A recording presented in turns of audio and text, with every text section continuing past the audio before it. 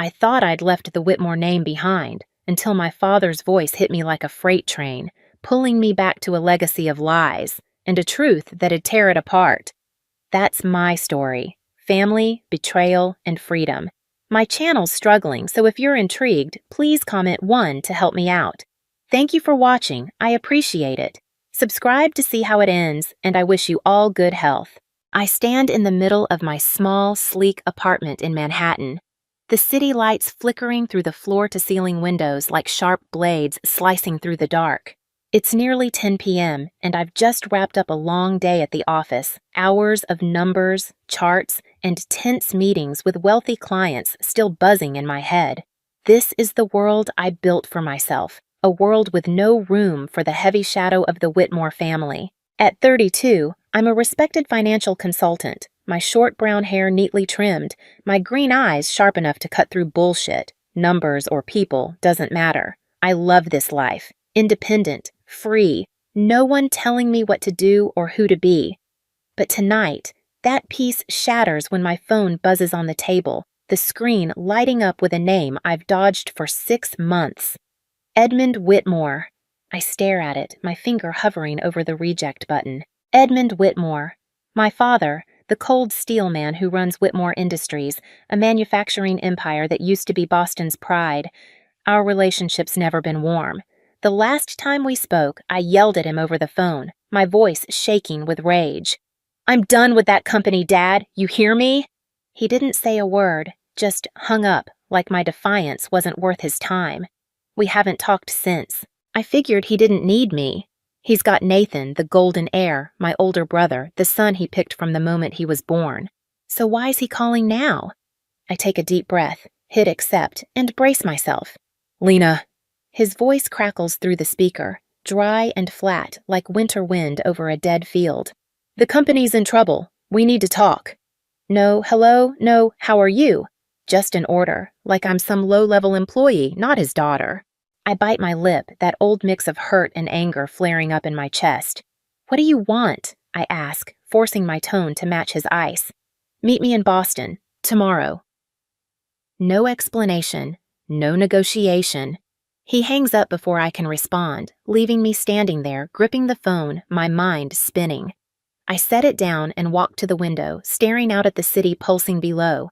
New York's my home, the place I escaped to, away from the Whitmore shadow. I clawed my way here with a full-ride scholarship, earned degrees in finance, built a career from nothing.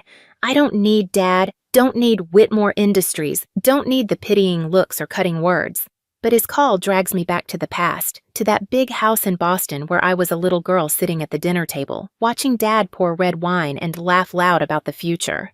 "Nathan's gonna run the company someday," he'd say, his eyes lighting up as he looked at my brother, then 12, messing with his mashed potatoes. Me, 10 years old, with my ponytail and hopeful eyes, I'd pipe up, "What about me, Dad? I want to help too." He'd just laugh, a sharp, dismissive chuckle. He'd reach over, ruffle my hair like I was some annoying chore. "You'll be fine, Lena. Girls don't need companies. They marry into them." It hit like a slap, but I'd laugh along, pretending it didn't sting. Nathan, sitting next to me, would smirk, like I was a little joke in his kingdom. That's when I learned my place in the family. A faint shadow, a backup plan nobody wanted. But there's something else, a blurry memory nagging at me as I stand here, watching the city lights.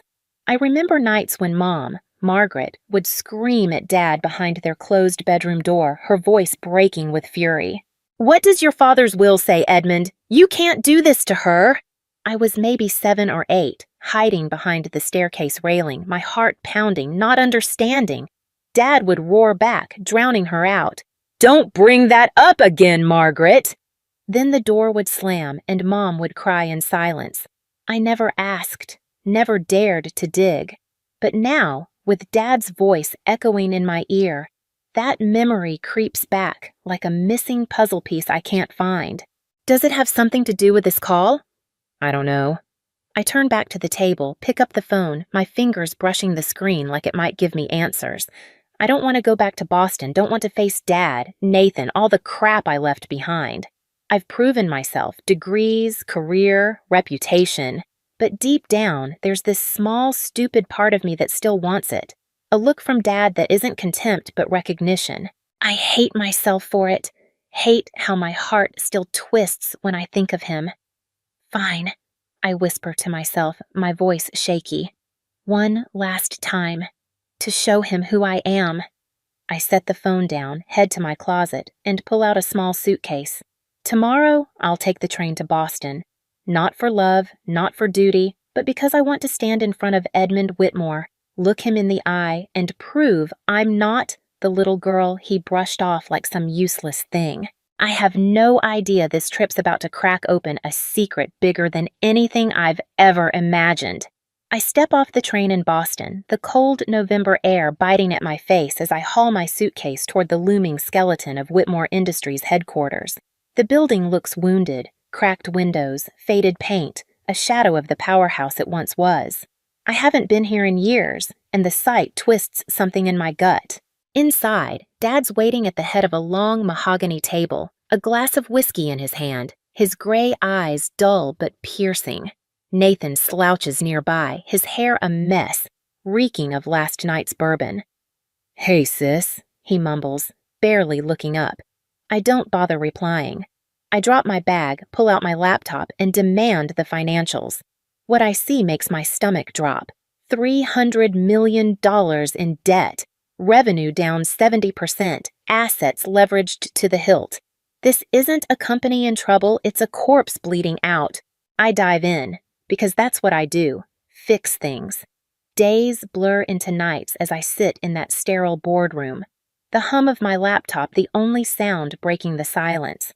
I call banks, renegotiate loan terms, slash overhead costs. I meet with investors. Skeptical men in suits who eye me like I'm some desperate kid playing grown-up. I prove them wrong with cold, hard numbers, convincing them to hold off on pulling their money. Every mistake I undo has Nathan's fingerprints on it. Reckless acquisitions, bloated expenses, deals so bad they'd make a rookie blush. He's run Dad's empire into the ground, and I'm the one digging it out. I barely sleep, my eyes burning from staring at screens, my hands trembling from too much coffee. But I keep going. Nathan's useless. He stumbles into meetings late, if at all, muttering excuses like, "The market's been brutal. Bullshit. The market didn't blow $50 million on a failing factory in Ohio. He did. Dad's no better. He just sits there, sipping his damn whiskey, watching me like I'm a pawn on his chessboard." He doesn't say much, just grunts approval when I report progress or nods when I ask for a signature. I start to feel it, this gnawing sense that I'm being used. I'm pouring everything into saving this company, my skills, my time, my sanity, and they're acting like it's nothing, like I'm nothing. It's the same old story. Nathan screws up, and I'm the cleanup crew. One night, maybe 3 months in, I'm alone in Dad's office, digging through a filing cabinet for old contracts. My fingers brush something, a yellowed envelope tucked behind a stack of papers, unmarked except for a faint scribble. Succession. Curious, I pull it out, open it, and scan the first page. It's typed, official-looking, with the words "the true heir" jumping out before I can read more. My heart skips. Then the door bangs open, and Dad's there, his face a storm cloud. "What the hell are you doing?" he snaps, crossing the room in 3 strides. He snatches the envelope from my hands, his grip like iron. "Don't dig into things that don't concern you," he growls, his voice low and dangerous. I flinch, caught off guard. "I was just looking for—" I start, but he cuts me off.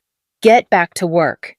He stuffs the envelope into his desk drawer, locks it, and stalks out. I stand there, pulse racing, questions clawing at me. What was that? Why'd he freak out? But I don't have time to chase it, not yet. 8 months pass in a grind of exhaustion and determination.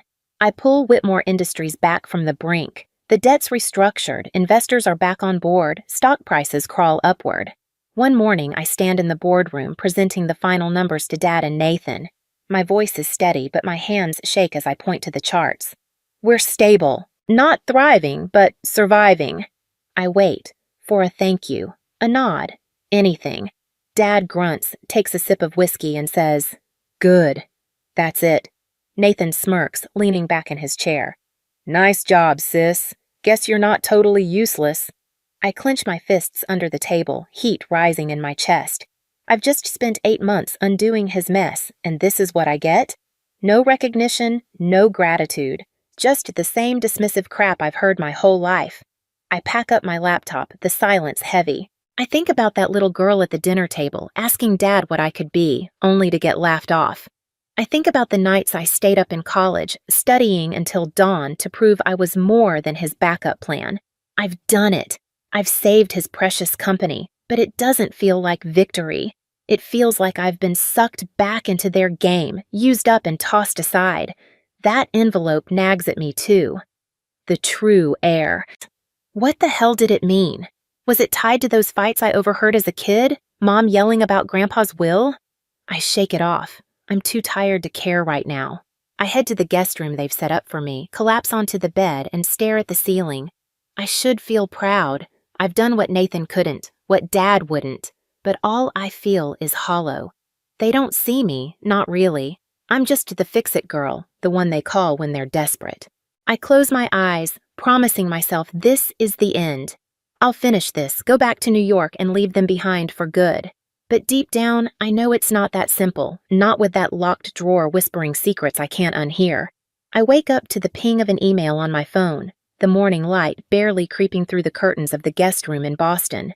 It's December, 2 weeks before Christmas, and I'm still here, tying up loose ends after 8 months of hell saving Whitmore Industries. I rub my eyes, expecting some investor update, but the subject line stops me cold. Revisions to estate planning, Whitmore. It's from Dad's lawyer. My stomach twists as I open it, scanning the legalese until the truth hits like a punch. Dad's rewritten his will. Everything, the company, the house, the fortune, goes to Nathan. Not a single mention of me. I read it again, then a third time, hoping I've misread, but it's there in black and white. 8 months of my life, my sweat, my sanity, and he's erased me like I'm nothing. I'm shaking as I throw on my coat and storm to the house, the printed email crumpled in my fist. Dad's in his study, sitting behind that damn mahogany desk, whiskey in hand like always. Nathan's sprawled on the couch, scrolling his phone, oblivious. Mom's in the corner, knitting, her face tight with worry. I don't knock. I barge in and slam the papers onto the desk, scattering pens and papers. Explain this, I demand, my voice sharp enough to cut glass. Dad barely looks up, just exhales like I'm a nuisance. I saved your company, I say, louder now, my hands trembling. I fixed Nathan's mess and this is what I get? He finally meets my eyes, his expression flat. Nathan needs it, Lena. You'll be fine. That line, you'll be fine. It's the same knife he's twisted since I was a kid. I want to scream, but before I can, my phone buzzes. Unknown number. I step out, slamming the door behind me, and answer. Lena Whitmore, this is Harold Grayson. I was your grandfather's lawyer. We need to meet, now. His voice is old, raspy, urgent. I don't know what's happening, but something tells me to go. An hour later, I'm in a dingy diner on the edge of Boston, sitting across from a frail man with white hair and shaky hands. He slides a yellowed folder across the table, his eyes darting like he's scared someone's watching. Your grandfather's original will, he says. Read it. I open it, my breath catching as I see my name, Lena Margaret Whitmore, listed as the sole heir to Whitmore Industries. Not Nathan. Me. This can't be real, I whisper, but Grayson leans in. It is. Edmund faked a new will when you were 10. He didn't think a woman could run the company. He buried this, forged documents, made Nathan the heir. I feel the world tilt. My whole life, every dismissal, every "you'll be fine," it was a lie. I was the one Grandpa chose, not Nathan. Grayson keeps going, his voice low. Edmund knew you'd come back to save the company. He let it collapse, counting on your pride, your skill. But he never planned to give you what's yours. He wanted you to fix it, then step aside for Nathan again. I grip the table, my nails digging into the wood. It's not just betrayal. It's a cage he built around me, a game to keep me tethered while stealing my birthright. Rage floods me, hot and blinding. Why now? I choke out. Grayson sighs. I'm dying. Cancer. I couldn't take this to my grave. I leave the diner in a daze, the folder clutched to my chest, my mind racing. That envelope I found months ago, the true heir. It was this. Dad knew. Those fights I heard as a kid, Mom screaming about Grandpa's will, it all clicks. I was never the backup. I was the target of his erasure. I don't go back to the house. I call Sarah Kane, a financial journalist I trust from my New York days. I've got a story, I tell her, my voice steel. Meet me. That night, we sit in a hotel room, and I spill everything. Nathan's failures, Dad's manipulation, the real will. I hand her the folder, every damning page. Run it, I say. She nods, no questions asked. The next morning, the headline hits like a bomb. Whitmore Industries, a legacy of lies. Sarah's article lays it bare. Nathan's incompetence, Dad's forgery, my stolen inheritance. My phone blows up. Texts from colleagues, calls from reporters, a furious voicemail from Nathan. You bitch! You've ruined us! I don't care. I go back to the house, storm into Dad's study again. He's standing this time, red-faced, the article open on his desk. Is it true? I demand, my voice steady despite the storm inside me. He doesn't flinch, just nods once, cold as ever. I did it for the family, he says, like that justifies it. For Nathan, I snap. You let him destroy everything, then used me to clean it up, all while hiding this? I throw the will at him, pages fluttering to the floor. You're a liar! He steps closer, his jaw tight. You wouldn't have handled it, Lena. You're not built for this. I laugh, bitter and loud. I just saved your ass, Dad. I'm built for more than you'll ever know. I turn to leave, but his voice stops me. You'll regret this. I look back, meeting his glare. No, you will. I walk out, my heart pounding, the weight of the truth sinking in. I've just set fire to everything I thought I knew, and there's no going back. I'm still shaking from the confrontation when I get back to the hotel, the echoes of Dad's voice. I did it for the family, ringing in my ears like a sick joke.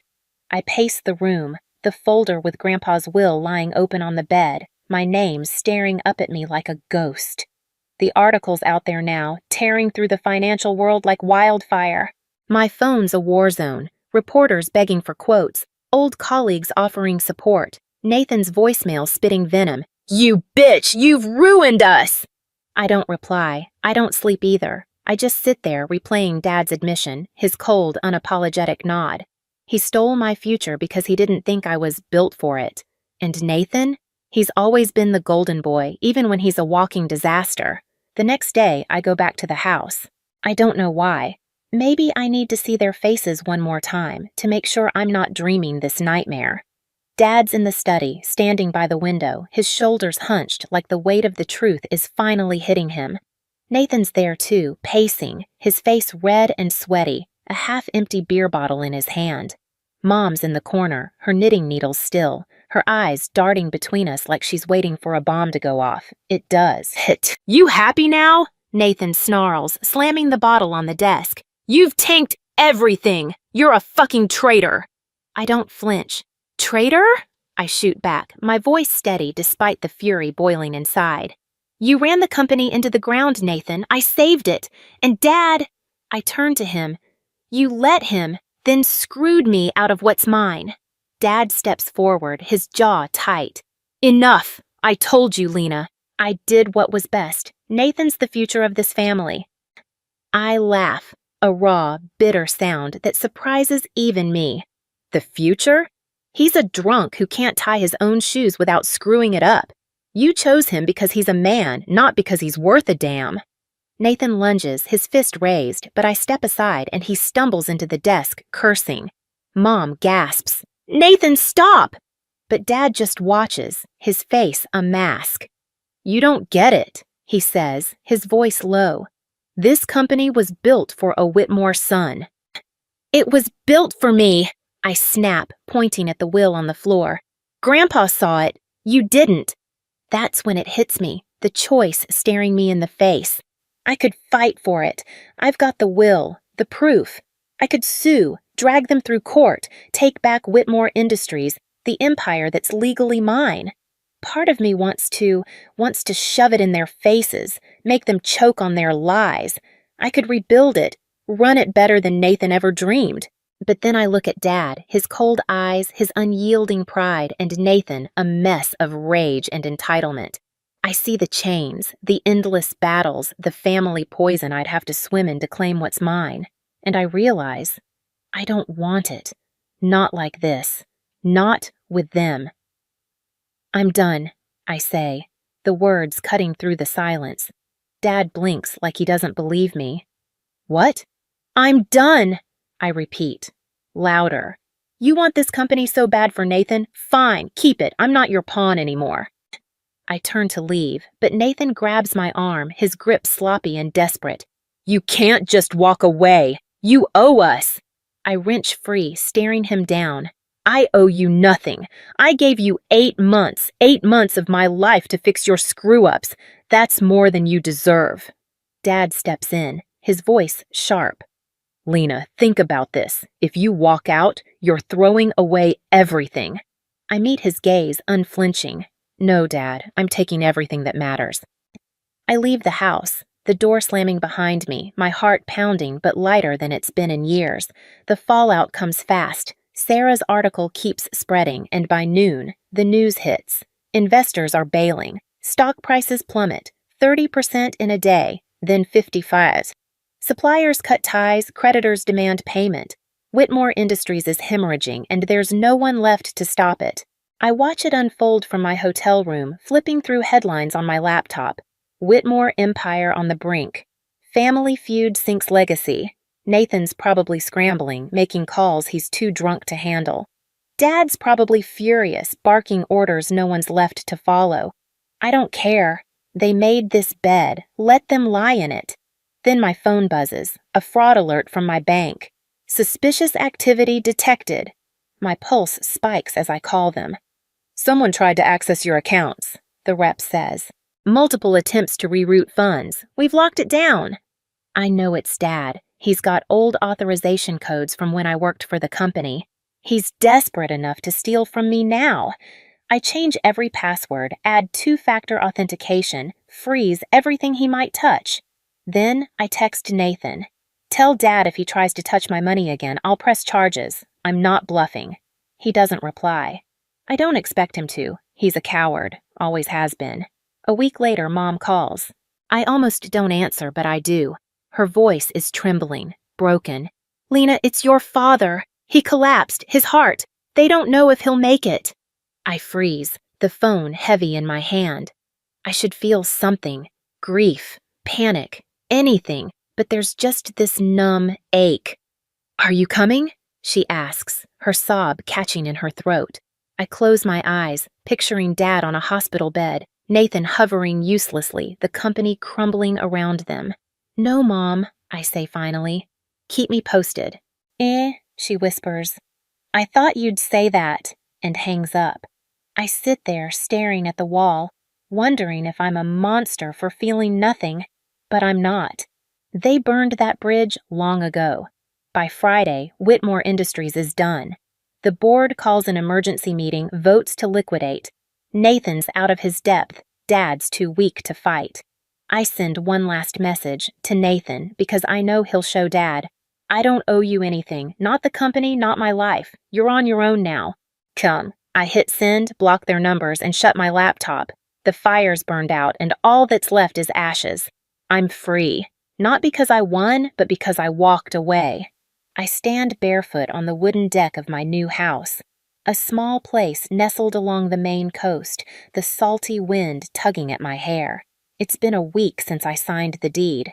Paid in full. No loans, no strings. The ocean stretches out before me, waves crashing in a steady rhythm that drowns out the noise of the past.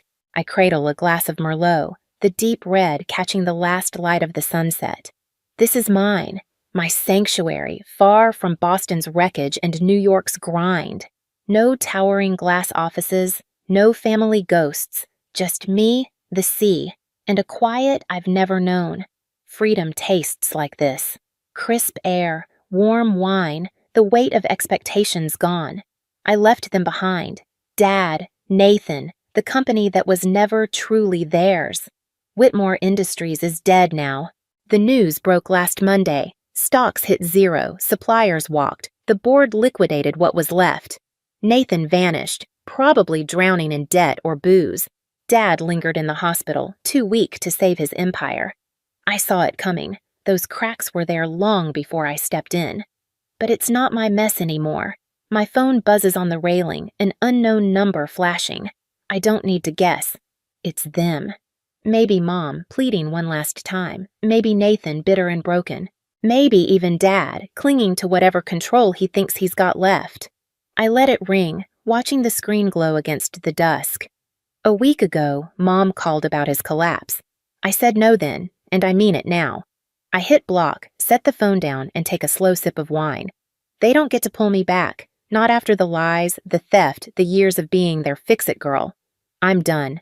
The headlines say it all. Whitmore legacy ends in ruin. I don't read them anymore. I know how it ends. Nathan flailing, Dad fading, everything they built slipping through their fingers. A text came from Nathan before I blocked him. You got what you wanted. I didn't reply, but I thought it. No, Nathan. I got what I deserved. Not revenge, not the company I could have claimed. Just peace. I won't lie. Part of me wondered if Dad ever got it. If he saw what he lost by betting on the wrong kid. But that's his burden now, not mine. I lean against the railing, the horizon swallowing the sun. The waves keep rolling, steady and unbothered, like me. I don't need their approval, their name, their stolen legacy. I chose myself, cut the ties, walked away, built this life on my terms. The wine warms my chest as I breathe in the salt and freedom. This is victory, not power or proof, but quiet. I'm free, and that's enough.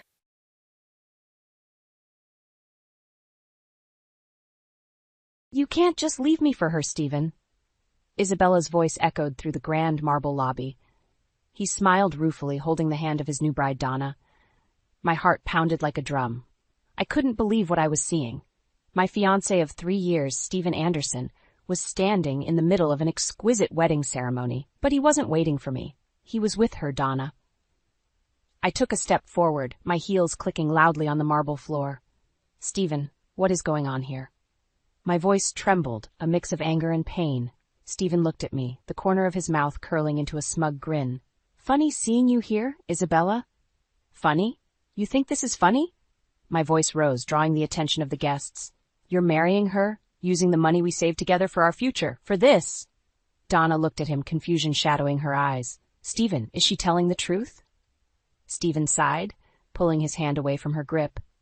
Yes, Donna, it's true. Isabella and I were engaged, but she was never exciting enough.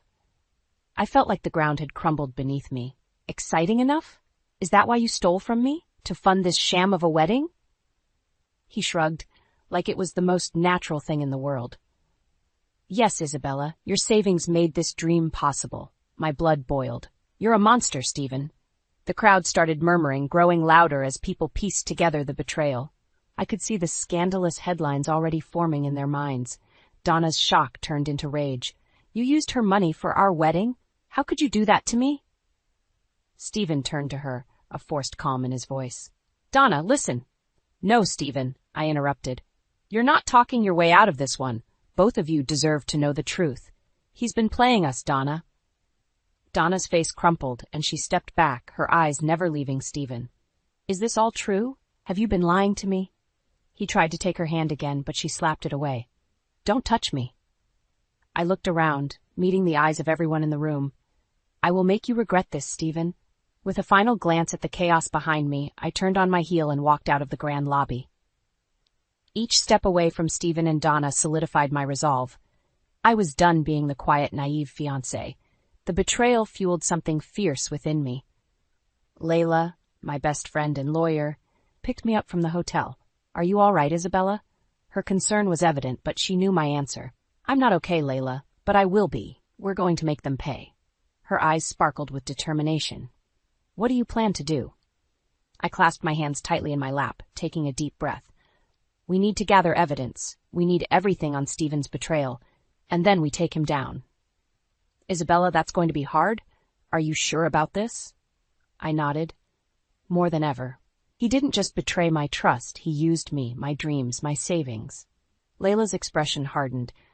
All right, let's get to work. We'll need everything he's done. Every lie, every theft. I looked out the window, the city lights blending into a blur. He won't know what hit him. Layla nodded. We'll make sure of that.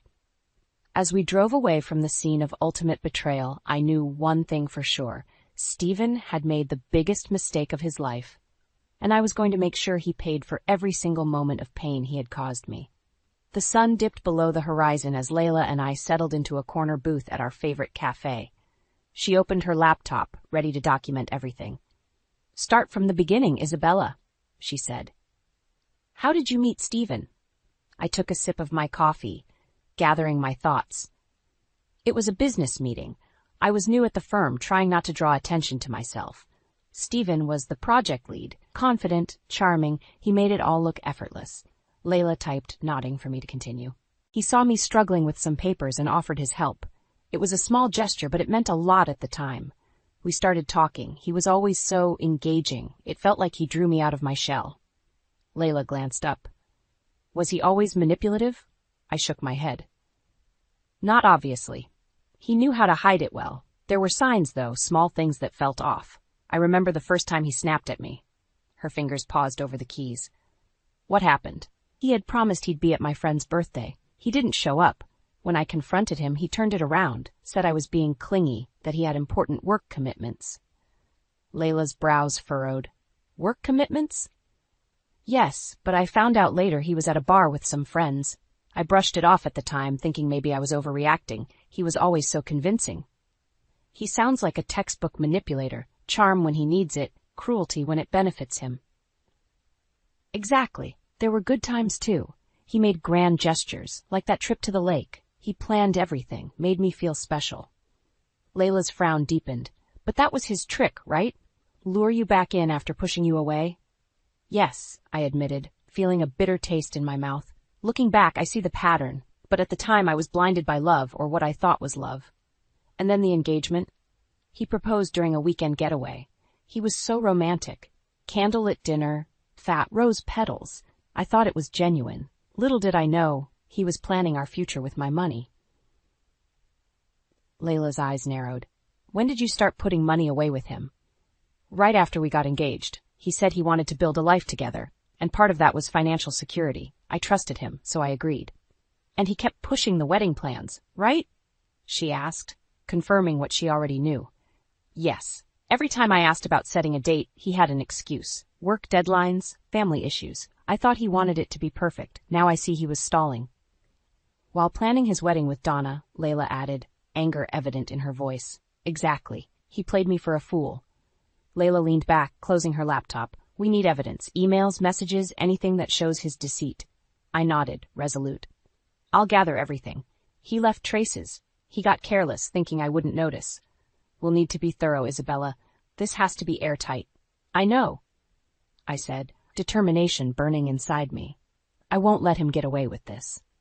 As we left the cafe, I made a silent vow. Stephen's charm had lured me in, but his lies had unleashed my fury. He would face the consequences of every deceitful act. Stephen's engagement party was the first time I felt completely out of place. His friends were loud, boisterous, like they owned the world. I nursed my drink, trying to find comfort in the corner of the room. Isn't Isabella too straight-laced for you, Stephen? One of his friends sneered, a tall man with an arrogant smirk. Stephen laughed, glancing over at me. She's perfect, he said, but his eyes flickered toward his phone, which buzzed incessantly all night. That was Stephen, always presenting one face to the world, another to those closest to him. I should have noticed the signs then. His constant need to check his phone, the smirk he couldn't quite hide when he thought I wasn't looking. But I wanted so badly to believe him. Later that night, as the party wound down, Stephen pulled me aside, his face serious. Isabella, I'm sorry about my friends. They can be jerks sometimes. I forced a smile. It's fine. I just wish you wouldn't get so distracted. He frowned, slipping his phone into his pocket. I promise, I'm here with you. Let's make tonight about us. But the promises always fizzled. He had a knack for saying what I needed to hear, only to revert to his old ways once my guard was down. Months passed, and our engagement became a cycle of highs and lows.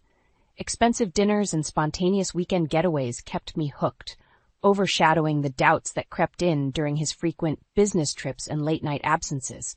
One night, I confronted him as he was getting ready to leave. "Why are you always out so late?" "Business, Isabella," he replied coldly, adjusting his tie. "Don't be so paranoid."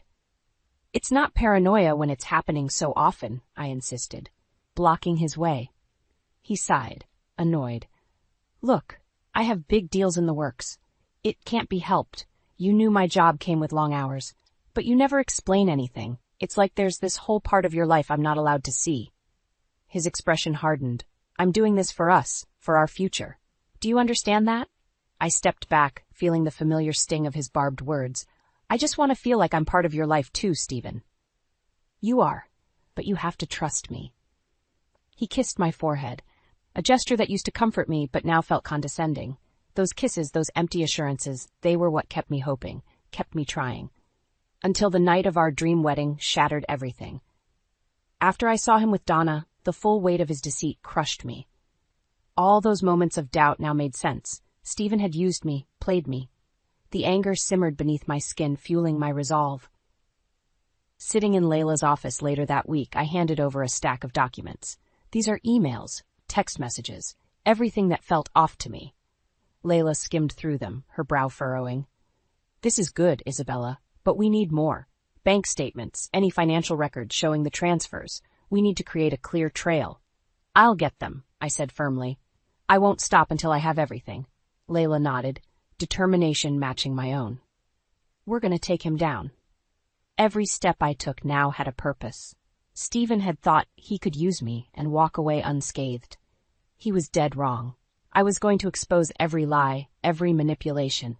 He would regret underestimating me. The game was on, and I was ready to play. I watched as Stephen became increasingly distant. It started with him coming home late, always muttering something about a client meeting running over or a sudden work emergency. At first, I believed him, or at least wanted to. One evening I couldn't ignore it any longer. He came in at midnight, reeking of alcohol. I stood in the hallway, my arms crossed. "Where have you been, Stephen?" "Out with clients," he slurred, attempting to brush past me. "At a bar, I assume?" I shot back, not moving. "Isabella, don't start. I'm tired," he said coldly, heading for the bedroom. "Stephen, this is getting out of hand. You're hardly here anymore. We don't talk." "I don't see you. We talk," he snapped, turning to face me. "You just choose to focus on the negative." "Negative? You're never home, and when you are, you're in another world," I said, feeling my frustration bubble over. His face twisted in annoyance. "I'm working hard for our future. Why can't you see that?" "Stop hiding behind that excuse," I shouted. "Is there someone else, Stephen?" The room fell silent. For a moment I thought I saw something like guilt flash across his face, but it was gone before I could be sure. "That's ridiculous," he said, his voice icy. "I'm dedicated to us." I stared at him, feeling helpless. "Then act like it." Weeks went by and the nights grew colder, not just outside but between us. Stephen's absences became more frequent, his explanations more vague. One night, after he had left yet again claiming a business emergency, I sat on the couch with my laptop. I decided to dig deeper. It took some time, but eventually I stumbled upon his email account. As I read through his messages, a bitter taste filled my mouth. There they were. Dozens of emails between Stephen and Dee, discussing their secret project, their future together. It all clicked. Donna wasn't just some fling. She was a full-scale replacement. I printed everything, feeling my chest tighten with each page. When he came back later that night, I was ready. My hands trembled, but I squared my shoulders and waited. "Isabella, awake?" he called casually, nearly making me snap. "In the living room," I replied evenly. He sauntered in, then froze, noticing the papers spread out on the coffee table. "What's this?" "Your emails with Donna," I said, my voice steady despite my trembling fingers. "I know everything." His face transformed. Gone was the casual facade, replaced by a flicker of fear. "Isabella, I can explain." "Explain? You've been planning a life with another woman while stringing me along." I pointed at the emails. "Your late nights, your business meetings, they were all lies." He took a step toward me, but I held up my hand. "Don't. Just don't." His eyes darkened. You're blowing this out of proportion. Am I? Tell me, Stephen, what's your idea of proportion? Using my savings to fund your wedding with her?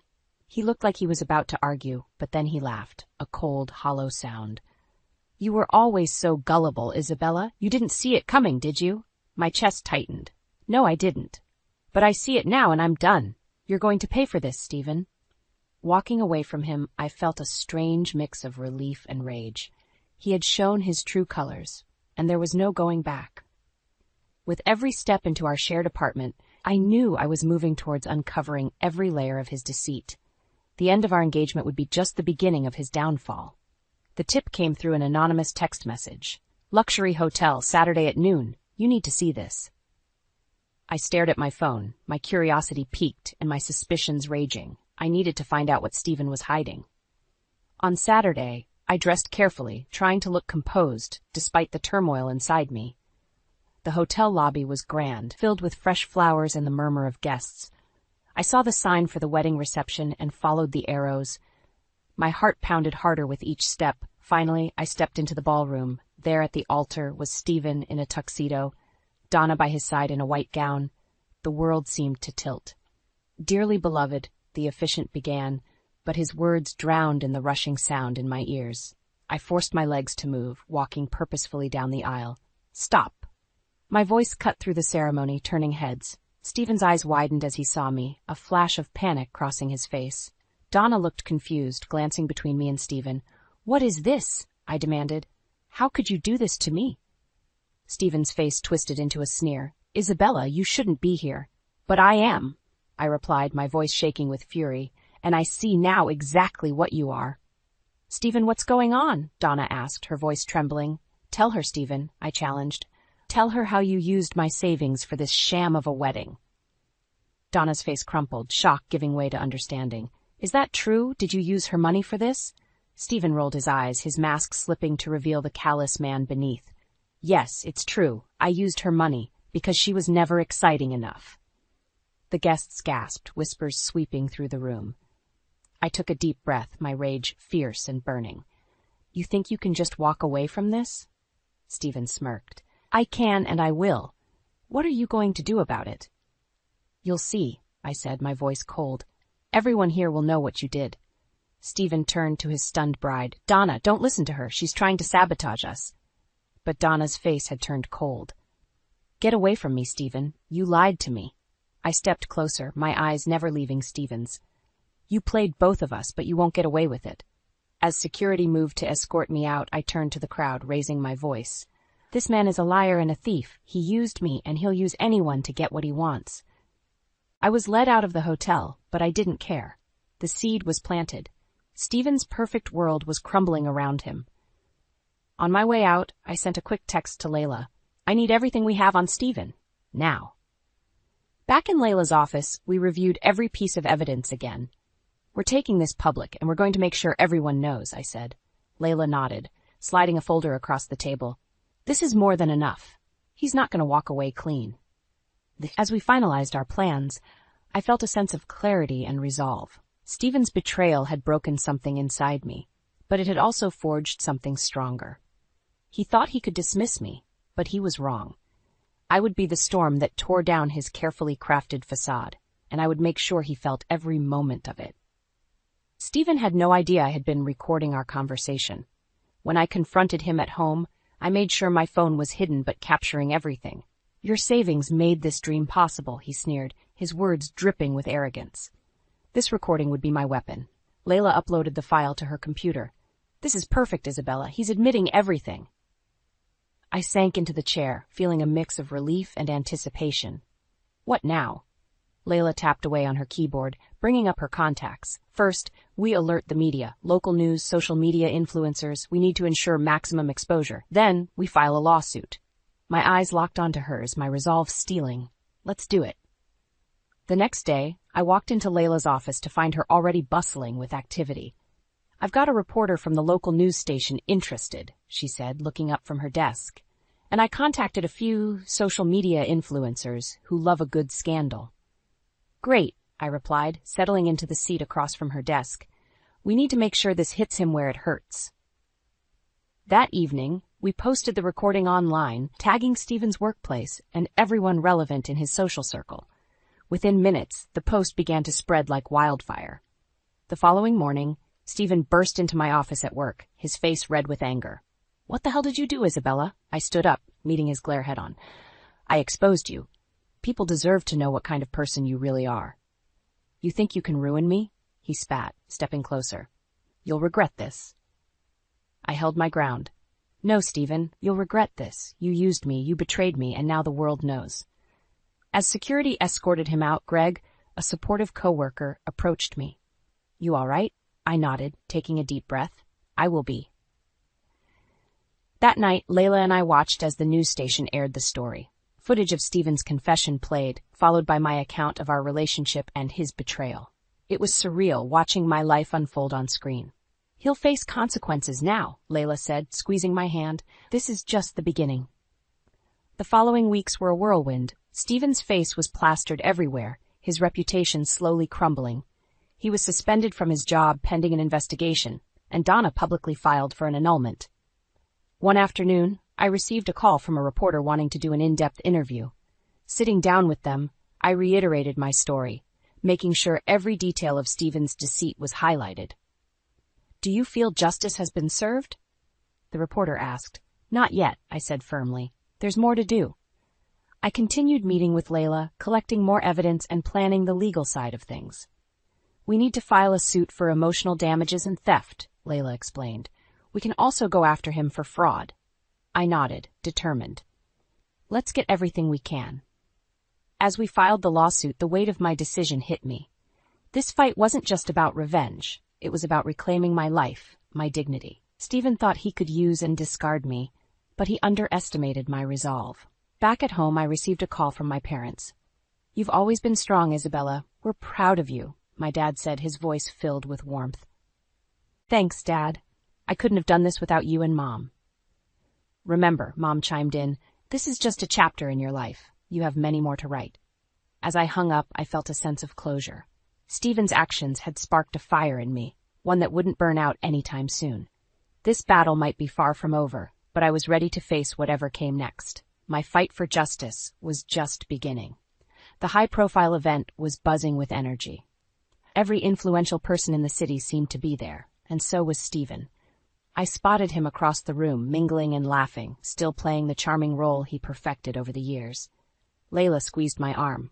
"Ready?" "More than ever," I replied, clutching a small, portable speaker in my other hand. We moved to the center of the ballroom, taking deep breaths. I raised my voice, making it clear and forceful. "Excuse me, everyone. May I have your attention?" The room fell silent as people turned to look at us. Stephen's smile froze, his eyes narrowing as he recognized me. "What is she doing here?" someone murmured. "I have something to share," I continued, my voice unwavering. I lifted the speaker and hit play. Stephen's recorded confession echoed through the room. "Your savings made this dream possible," his voice sneered. Gasps filled the air, followed by whispers and shocked glances. I watched as Stephen's face turned from pale to an angry red. "Everyone, witness the man who used his fiancée's savings for another wedding," I announced, my voice cutting through the stunned silence. Stephen stormed towards me, eyes blazing. "What do you think you're doing, Isabella?" "Showing everyone who you really are," I retorted, meeting his gaze without flinching. "You think you can manipulate people, ruin lives, and walk away? Not anymore." Donna, who had been standing off to the side, approached us, her face ashen. "Isabella, is this true? Did he really use your money?" I nodded. "Every word of it. He never intended to marry me. It was all a lie." The crowd started to murmur again, louder this time. Stephen tried to grab my arm, but Layla stepped in, blocking him. "Don't you dare," she warned. "You have no right to do this," Stephen shouted. "I have every right," I snapped back. "You deceived me. You took everything. Now everyone knows." Donna turned to Stephen, tears streaming down her face. "I trusted you. How could you do this?" Stephen's face twisted in anger and desperation. "It wasn't like that, Donna. She's distorting the truth." "Am I?" I asked, holding up the phone, still playing his confession. "You admitted it yourself." The room watched as Donna shook her head, stepping back from Stephen. "I can't believe I was so blind." Stephen looked around, realizing the tide had turned against him. His composed facade shattered. "You'll regret this," he hissed, his voice low and threatening. "Enough with the threats, Stephen," I replied coldly. "Your true colors are plain for everyone to see." A security guard approached, and at Layla's nod, he escorted Stephen out, who continued to rage and curse as he was led away. The crowd began to disperse, people still whispering and throwing curious looks my way. Layla turned to me, her eyes full of pride. "You did it, Isabella." "You exposed him."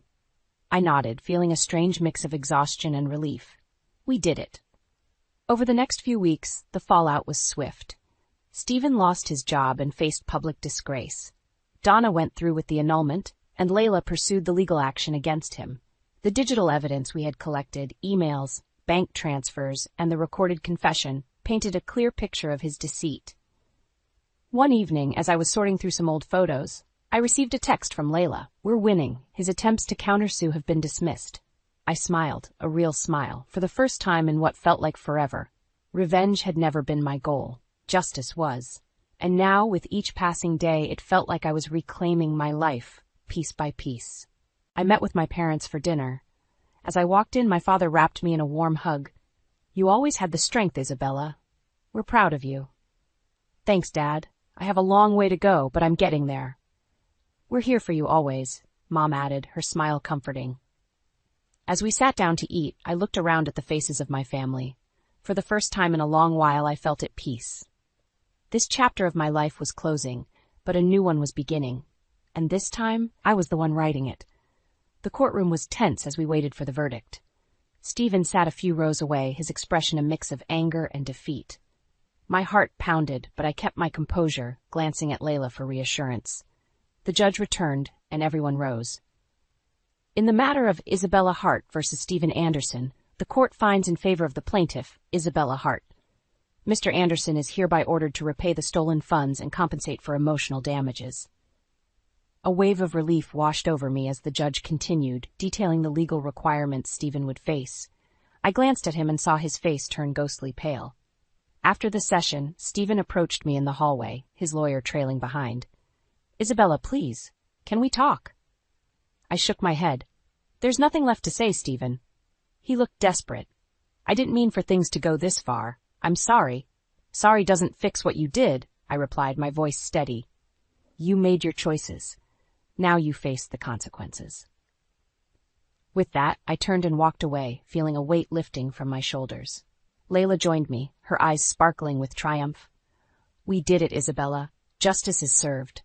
"Thank you, Layla. I couldn't have done this without you." "Yes, you could have," she said with a smile, "but I'm glad I could help." The weeks following the trial brought a sense of closure. Stephen struggled to find work, his reputation in ruins. Donna quietly left town, seeking a fresh start away from the scandal. I spent more time with my parents, drawing strength from their unwavering support. One evening, over dinner, my dad looked at me with pride. "Isabella, you've come a long way. How are you feeling?" "I feel free," I admitted, smiling. "It's like a new chapter is beginning." "That's the spirit," Mom chimed in. "You've got the whole world ahead of you." Back at work, my colleagues treated me with newfound respect. Greg, who had always been a silent supporter, approached me one afternoon. "Hey, Isabella, I was wondering if you'd like to grab a coffee sometime. Just as friends, of course." A genuine smile spread across my face. "I'd like that, Greg. Thank you." As we sipped our coffees, Greg shared his own experiences of overcoming challenges, and I found comfort in knowing that I wasn't alone. "You're stronger than you think," he said, his eyes full of warmth. "Thank you, Greg. That means a lot." My days became brighter, filled with new possibilities and a renewed sense of purpose. I decided to focus on my career, setting new goals and aspirations. The lessons I had learned from Stephen's betrayal became a source of strength, reminding me of my resilience. One day, Layla called with exciting news. "Isabella, there's a job opening in my firm. It's a prestigious position, and I think you'd be perfect for it." "Really?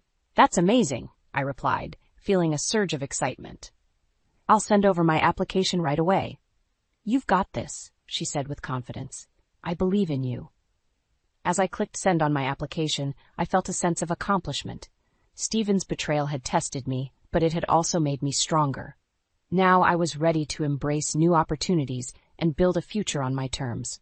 Standing by the window, I looked out at the city lights, feeling a sense of peace.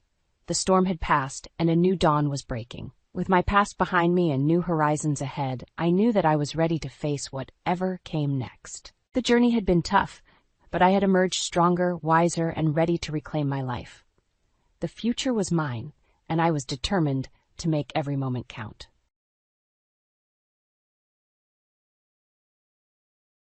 I'll be staying here from now on. Get used to it. I nearly dropped my purse. Lorraine's voice cut through the air like a bad joke fallen flat. What? Since when? Kevin stood to the side, shifting on his feet, avoiding my eyes. He tried to muster a weak smile. Mom needed a place, Elena. She'll stay with us for a while. I could feel my blood boiling. A place? Kevin, we didn't discuss this. Lorraine rolled her eyes, a smirk flickering across her face. There's no need to raise your voice. It's family business.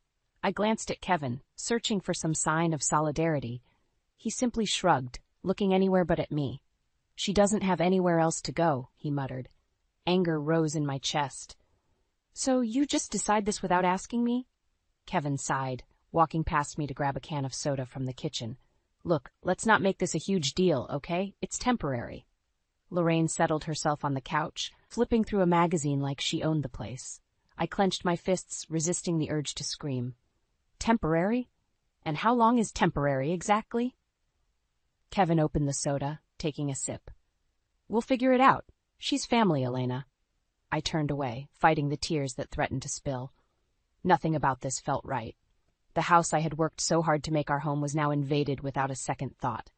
I glanced back at Kevin, hoping for a glimmer of understanding. Kevin, I need to talk to you, alone. He finally looked at me, his face a mix of annoyance and fatigue. Fine, he said, putting down his drink. Let's talk. We walked to the backyard, where the evening air did little to cool my anger. You can't just bring her here without any discussion, I said, trying to keep my voice steady. Kevin rubbed the back of his neck. Elena, it's not that simple. She's my mother. I didn't want to sound heartless, but I felt cornered. I understand, but this is our home too. We're supposed to make these decisions together. He gave me a tired look. I thought you'd understand. The sting of those words cut deep. Kevin, that's not fair. I'm trying to understand, but you can't expect me to accept this without talking about it. He shrugged again, as if that single gesture could dissolve my frustration. Look, just give it time. She won't be a problem. I glared at him, unable to fathom his nonchalance. Won't be a problem. She's already taken over the living room. Kevin threw his hands up in surrender. I can't throw her out, Elena. That's all I'm saying. With that, he walked back inside, leaving me fuming in the backyard. The sinking realization dawned on me. My voice didn't matter.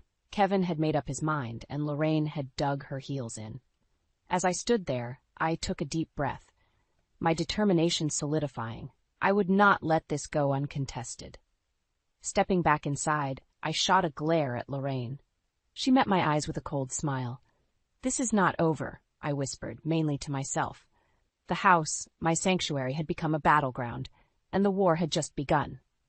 I can't believe this is happening, I muttered to myself as I left for work the next morning. My best friend Sandra called just as I pulled into the parking lot. Elena, how was your trip? She asked cheerfully. It was fine, but I came back to a nightmare. What do you mean? Her voice grew serious. Kevin's mom moved in, just like that. No discussion, no warning, I said, biting back my frustration. Sandra sighed. You've got to be kidding me. Didn't he even talk to you about it? Nope, it was all decided while I was gone. Sandra was quiet for a moment. You need to lay down some boundaries, Elena. This isn't okay. I know, I said, parking the car and grabbing my bag. It's just complicated. I get it. Just remember, you don't have to put up with this forever, she said, trying to reassure me. Entering the office, I tried to focus on work, but my mind kept drifting back home. Memories flooded in about when Kevin and I first met at this very office. Kevin, the charming graphic designer, always had a way of making everyone laugh.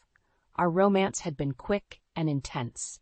We married after just a year of dating, certain we could handle anything together. Then Lorraine revealed her true colors.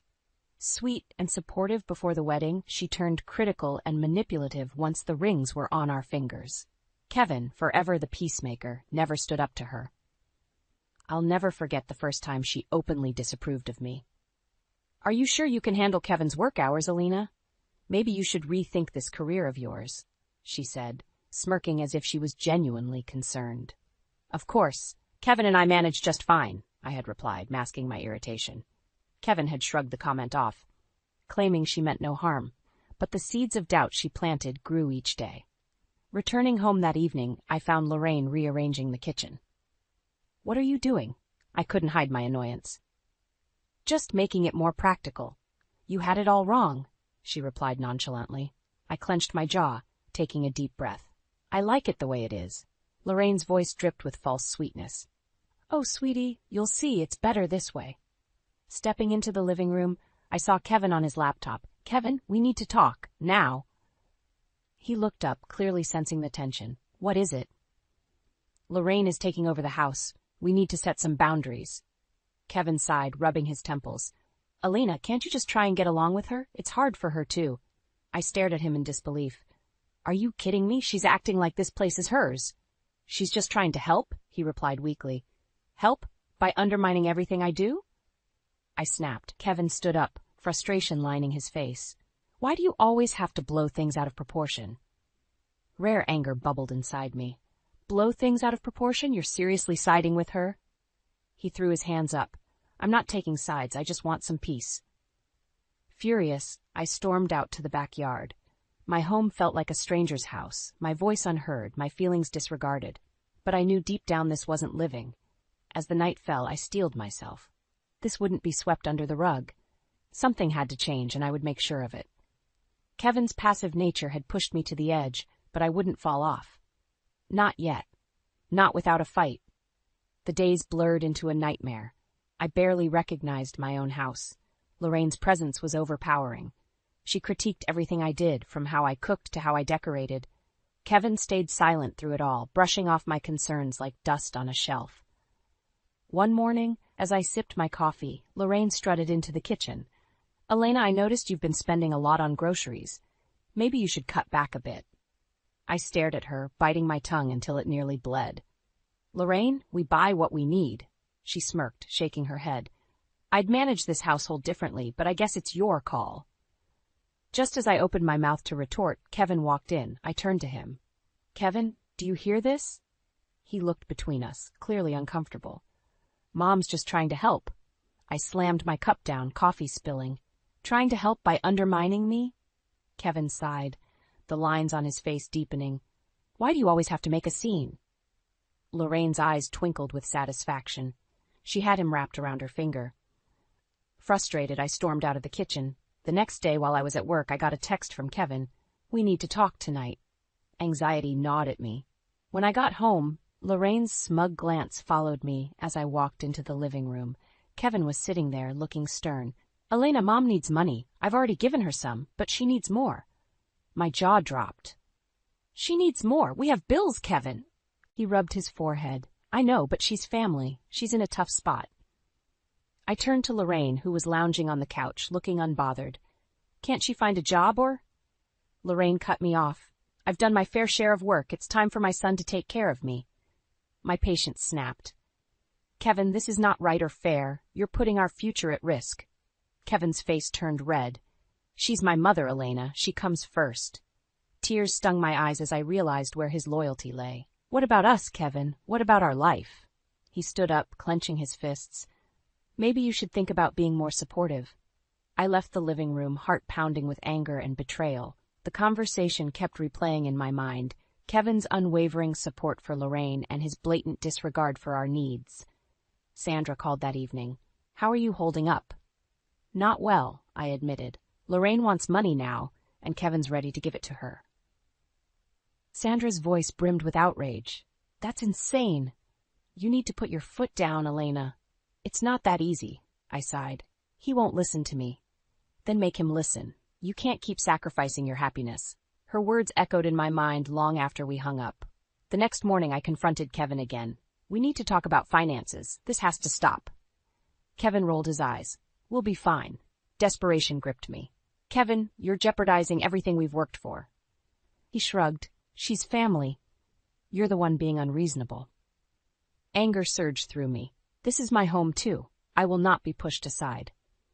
Walking away from that conversation, I knew things had to change. I couldn't let Lorraine dictate our lives. And if Kevin refused to stand by me, I'd find a way to reclaim my power, no matter the cost.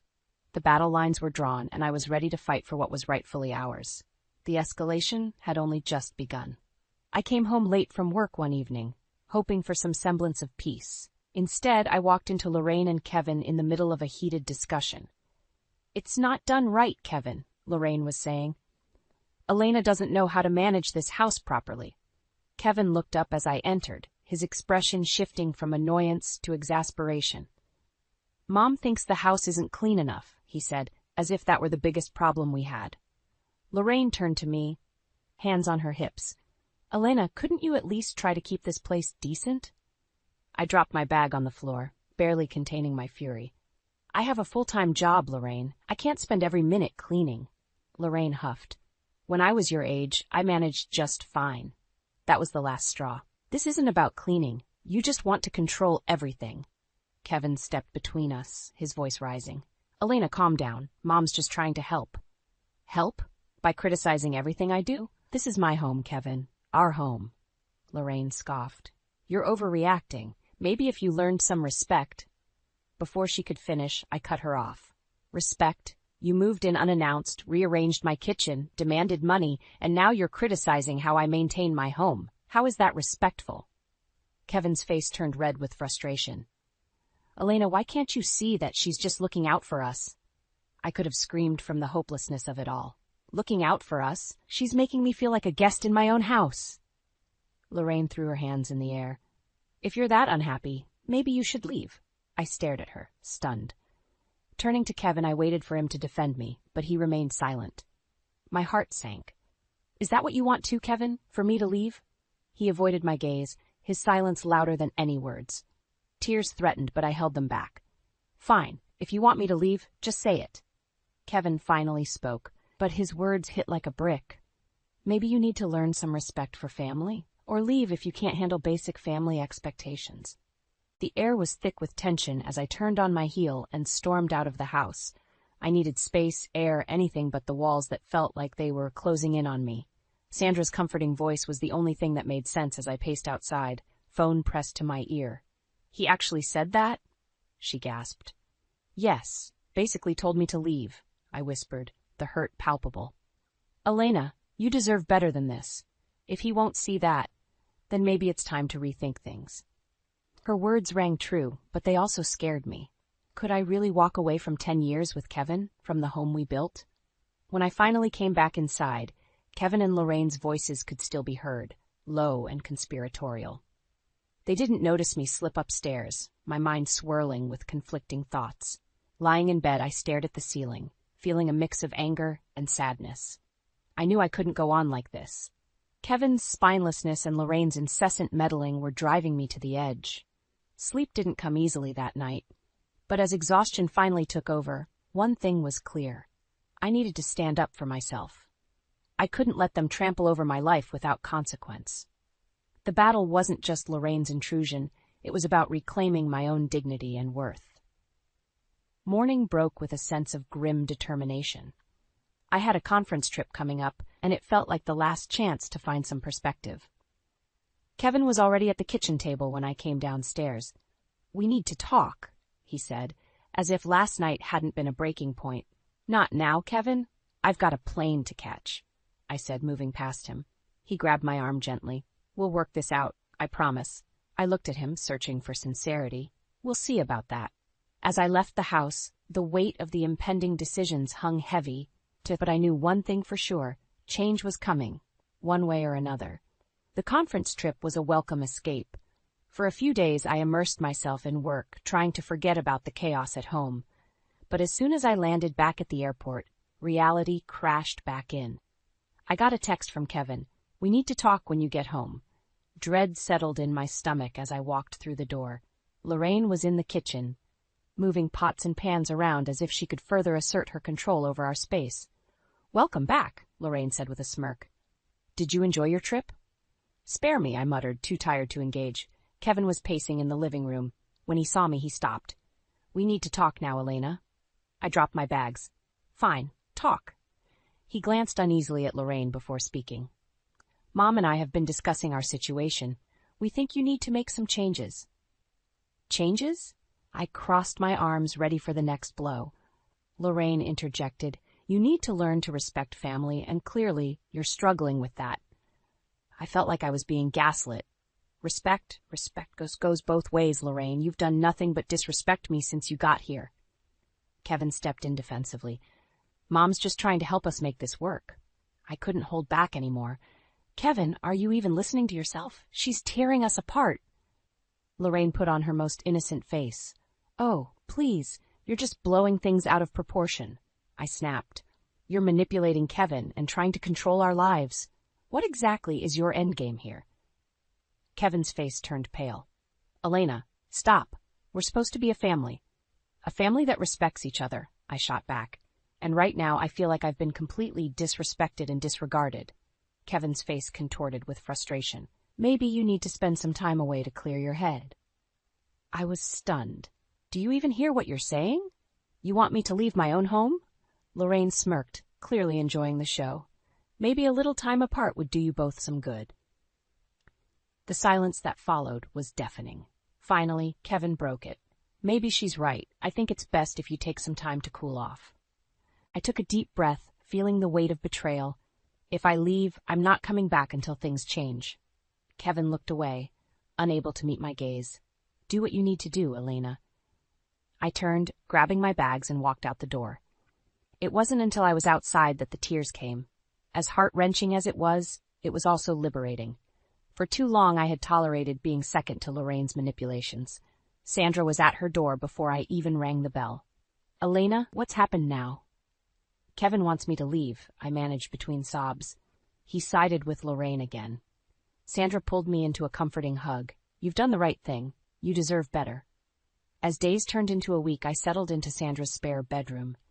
The sting of Kevin's betrayal was sharp, but the time away also gave me clarity. I began consulting with Mark, a trusted lawyer, discussing my options. During one of our meetings, Mark looked up from his papers. You know, Elena, the house is legally yours. I blinked, processing his words. What do you mean? Kevin never updated the deed after you purchased it. Legally, you hold the title. A spark of hope flickered. So I could. Yes, Mark confirmed. You have the power here. Use it wisely. Armed with this knowledge, I prepared for the next battle. Kevin and Lorraine needed a wake-up call, and I was more than ready to give it to them. My time of feeling powerless was over. It was time to reclaim what was rightfully mine. I returned home with a resolve I hadn't felt in years. As I walked through the front door, the silence struck me. It was clear Lorraine and Kevin knew something was up. I found them both in the living room, Kevin on the couch, Lorraine in the armchair. Both turned to face me as I entered. Kevin spoke first, his voice betraying his nervousness. Elena, where have you been? I didn't waste any time. Kevin, Lorraine, sit down. We need to talk. Lorraine's eyes narrowed. About what? Think you can come in here and start making demands? I ignored her, focusing on Kevin. This ends now, Kevin. Lorraine's constant meddling, the financial drain, everything. Kevin's brows furrowed. What are you saying? I'm saying this situation is unbearable. Lorraine's presence and your constant support of her over our marriage is unacceptable. Lorraine stood up, her face a mask of feigned innocence. Oh, I see. So now it's all my fault? Every part of it, I stated bluntly. I've tried to be reasonable, but you've taken over our home, criticized me constantly, and pushed me to the breaking point. Kevin sighed deeply. Elena, we've been over this. She's family. I took a deep breath. Well, here's the thing, Kevin. The house is in my name. Legally, I own this place. Both Kevin and Lorraine froze, their faces pale. What? Kevin muttered, disbelief painting his features. You heard me, and with that, I have the final say on who stays and who goes. Lorraine scoffed, trying to regain her composure. You wouldn't dare. I looked straight at Kevin. If you want to stay in this marriage, Lorraine needs to go. Now. Kevin stammered. Elena, you can't just... Yes, I can, I interrupted. This is my home, and I'm done being pushed around. Lorraine's eyes were on fire. You ungrateful little... Enough, I shouted. Leave, now. Kevin stood up, trying to placate. Elena, can't we discuss this? No, Kevin. I have tried to discuss, to compromise, but you both have taken advantage of my patience. He glanced at his mother, despair clouding his eyes. Mom, maybe it's best if you find somewhere else to stay for a while. Lorraine's face twisted in rage. What, you're kicking me out? Kevin looked down, avoiding her gaze. Maybe just for a little while until things calm down. She turned to me, venom in her voice. You'll regret this. I met her look with defiance. No, Lorraine, I think this is exactly what I need to do. Kevin's shoulders slumped as Lorraine stormed off to pack her things. He finally looked at me, desperation in his eyes. Elena, I cut him off.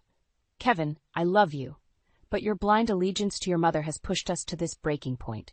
Things need to change or we're over. Lorraine brushed past us with her bags, shooting daggers with her eyes. This isn't the end, Elena. Remember that. I didn't flinch. Goodbye, Lorraine. After she slammed the door, the house fell into an eerie silence. Kevin and I stood there, the distance between us growing. This wasn't going to be fixed overnight. If Kevin couldn't adjust, I knew I'd have to walk away for good. For now, though, a heavy weight lifted from my shoulders. The battle wasn't completely won, but the most reinforcing battle had been, and I felt stronger for it. The next steps were uncertain, but I was ready to face them head-on.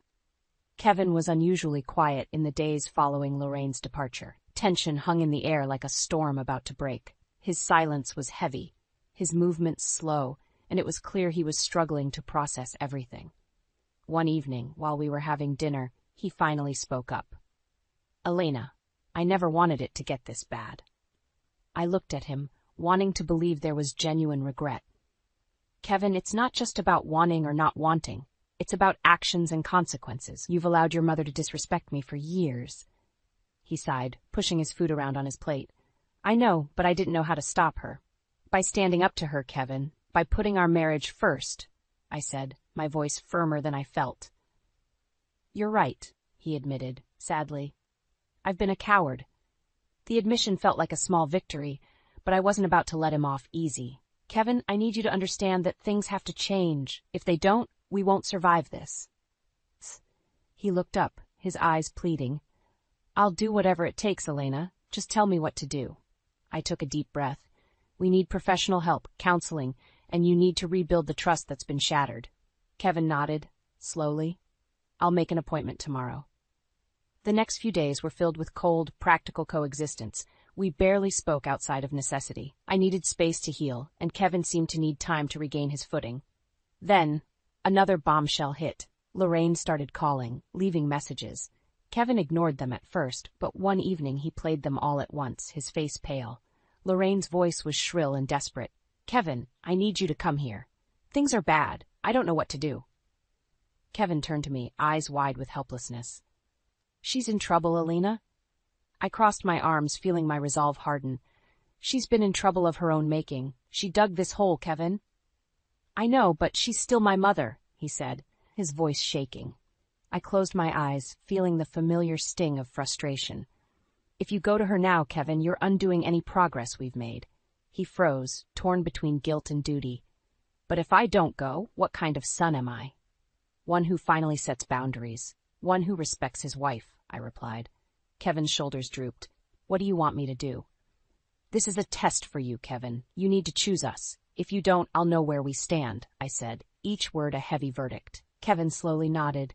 All right, I won't go. The next day I consulted Mark again, finalizing some practical matters regarding the house. When I returned home, Kevin was waiting.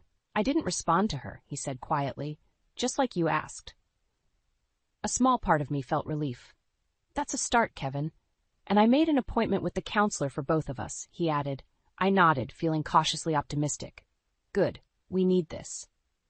Later, as we sat silently in the living room, Kevin finally broke the quiet. I regret everything, Elena. Letting her come between us was the worst mistake of my life. I looked at him, sensing some genuine change. This is your chance to prove it. He reached out, taking my hand. I promise, Elena, I'll do better. As the days turned into weeks, we attended counseling sessions, slowly working through years of built-up resentment and betrayal. It wasn't easy, and I wasn't sure if Kevin and I would fully recover, but for the first time, there was a glimmer of hope. However, I couldn't shake the feeling that Lorraine wasn't done with her schemes, and I remained vigilant, ready for whatever her next move would be. This battle wasn't over, but I was no longer willing to be a passive participant in my own life. I was prepared to fight for my happiness, no matter the cost. The decision to move out temporarily was my last resort. Kevin and I had made progress in counseling, but I needed a fresh start to clear my mind and regain control. I found a small, furnished apartment a few blocks away, allowing me to maintain some distance while still keeping an eye on the home front. The day I left, Kevin looked distraught. "Elena, I understand why you need to do this, but it feels so final." "It's not forever, Kevin. It's just for now," I said, mustering as much reassurance as I could. "I need space to heal." He nodded, but his eyes were filled with worry. "I'll be here when you're ready." As I settled into my new place, I threw myself into work, excelling at the marketing firm and networking with new clients. One evening, I received a call from Nathan Parker, an old friend who had just launched a startup. "Elena, I've been following your career for a while now. I'd love for you to join my team," he said enthusiastically. Excitement bubbled up. "That sounds amazing, Nathan. Let's meet and discuss it further." Meanwhile, Lorraine's life was unraveling. Rumors reached me through mutual acquaintances. She and Kevin had been forced to move into a rundown apartment, their finances in tatters without my contributions. It seemed karma was catching up to her. Several weeks passed before Kevin called. "Elena, can we meet? I need to talk to you." We met at a small cafe. Kevin looked worn out but sincere. "I've missed you. The house feels empty without you." "I've missed you too," I admitted, though cautiously. "But have things changed?" He sighed deeply. "Lorraine's in over her head. She's been manipulating me for so long, and I finally see it. I've made arrangements for her to move in with a relative out of state." I raised an eyebrow. "Really?" "Yes," he confirmed. "I want to make things right, Elena. I want us to be happy again." A part of me felt relief, but I also knew I had to protect my heart. "Kevin, it'll take time for me to believe things have truly changed." He nodded understandingly. "I'm willing to wait." As I walked back to my apartment, I mulled over our conversation. Was it possible Kevin had really changed? Only time would tell. The next day, I met with Nathan. The startup's energy was infectious, and I accepted his offer to join the team as their head of marketing. It was a fresh, exciting challenge and a chance to build something new. Months flew by. Work was fulfilling, and Kevin and I maintained cautious communication. Finally, one afternoon, I received the news I'd been expecting. Lorraine had moved out of state. Kevin called me later, his voice hopeful. "The house is ours again, Elena? Can we start over?" I hesitated a moment before answering. "Yes, Kevin. We can give it another try." Moving back into the house felt surreal. It was as if a dark cloud had lifted, and the space was filled with possibilities once more. Kevin worked hard to rebuild trust, and the counseling sessions became a solid foundation for our new beginning. One evening, as we sat on the porch watching the sun dip below the horizon, Kevin turned to me. "Thank you for giving us another chance, Elena. I won't let you down." Looking at him, I saw a genuine change and commitment in his eyes. "I believe you, Kevin. Let's make the most of this." Life gradually became stable and fulfilling again. My career at Nathan's startup soared, and Kevin and I rediscovered our love and partnership. Lorraine's absence was a blessing that allowed us to focus on us without the constant undercurrent of manipulation. Occasionally, I'd hear whispers about Lorraine struggling in her new living situation. She had burned many bridges and found herself isolated and vulnerable. It may have been karma's way of balancing the scales. As time went on, Kevin and I thrived, stronger and more resilient than ever. The journey had been long and painful, but the light at the end was worth the battle. Now our lives felt rooted in mutual respect and genuine love, standing tall amidst the trials we'd conquered together.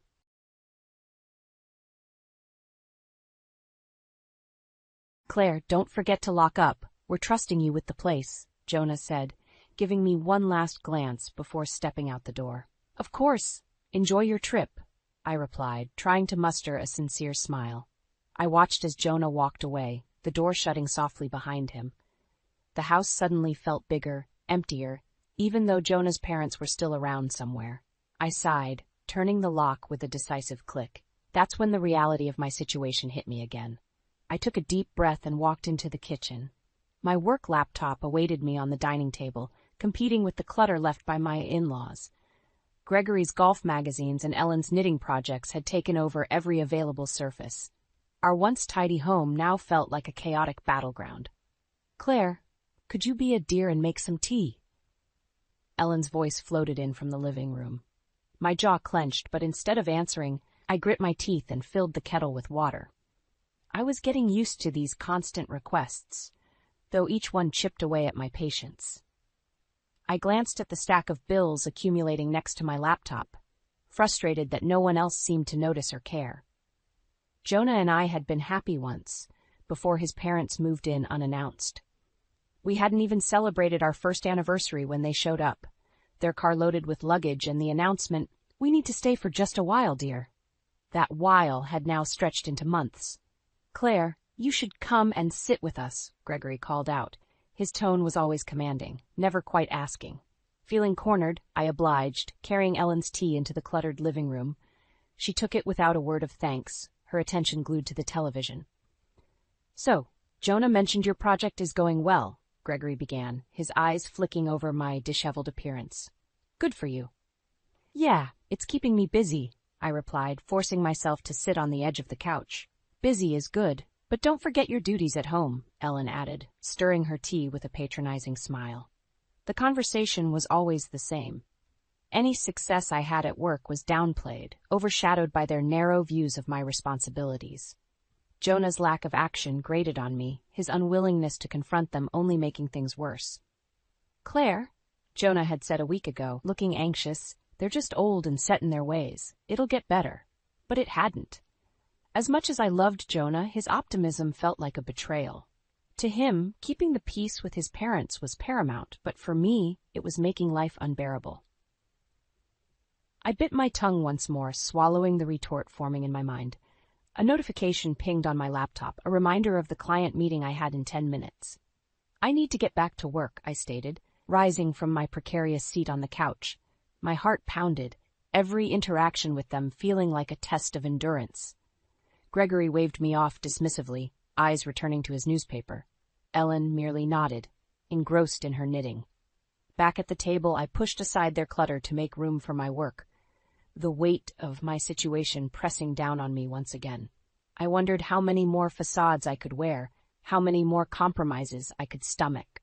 Jonah's easygoing nature felt like a distant memory, replaced by an unsettling complacency.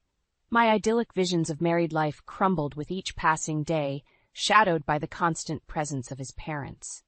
The kettle whistled, its sharp sound piercing through my reverie. Another tea break for Ellen, another test of patience for me. As I poured the boiling water, I looked out the window, wondering if I'd ever reclaim the peace I'd once envisioned for our home. Endless days of small sacrifices loomed ahead, but deep down, a flicker of determination sparked. Something had to give, and I wouldn't let it be myself. "Claire, there's something wrong with the dishwasher again. It never happens when Jonah uses it." Ellen's voice cut through my focus as I worked at the dining table. I clenched the edge of my laptop, taking a quick breath. "Jonah doesn't even know how to use it. He never cleans up." I fired back, trying to keep my voice steady. Ellen's eyes narrowed. "That's because he works hard all day, unlike you, who can work from home and still manage to mess things up." I got up and walked to the kitchen, trying to kill the conversation. Ellen trailed behind me, her disapproving presence filling the space. I opened the dishwasher, fiddling with the controls just to do something with my hands. Gregory appeared in the doorway, leaning against the frame with a smug look. "You wouldn't have these issues if you just did things right, Claire." My patience was wearing thin. "Maybe you two could help out once in a while," I snapped, unable to hold back. Gregory chuckled, the sound grating my nerves. "Help? We're guests here. It's your job to make us comfortable." I slammed the dishwasher shut. It was clear nothing I said would matter. Retreating to the dining table, I tried to bury myself in work, but their voices kept pulling me back into the toxic atmosphere. Jonah appeared briefly in the evening, but his presence did little to ease the tension. "Hey, Claire, everything all right?" he asked, looking between me and his parents. "Just peachy," I replied, voice dripping with sarcasm. "Your parents seem to think I'm the maid." Ellen piped up. "We only ask for small favors. Jonah. Claire should be able to handle it." Jonah frowned, glancing at me apologetically.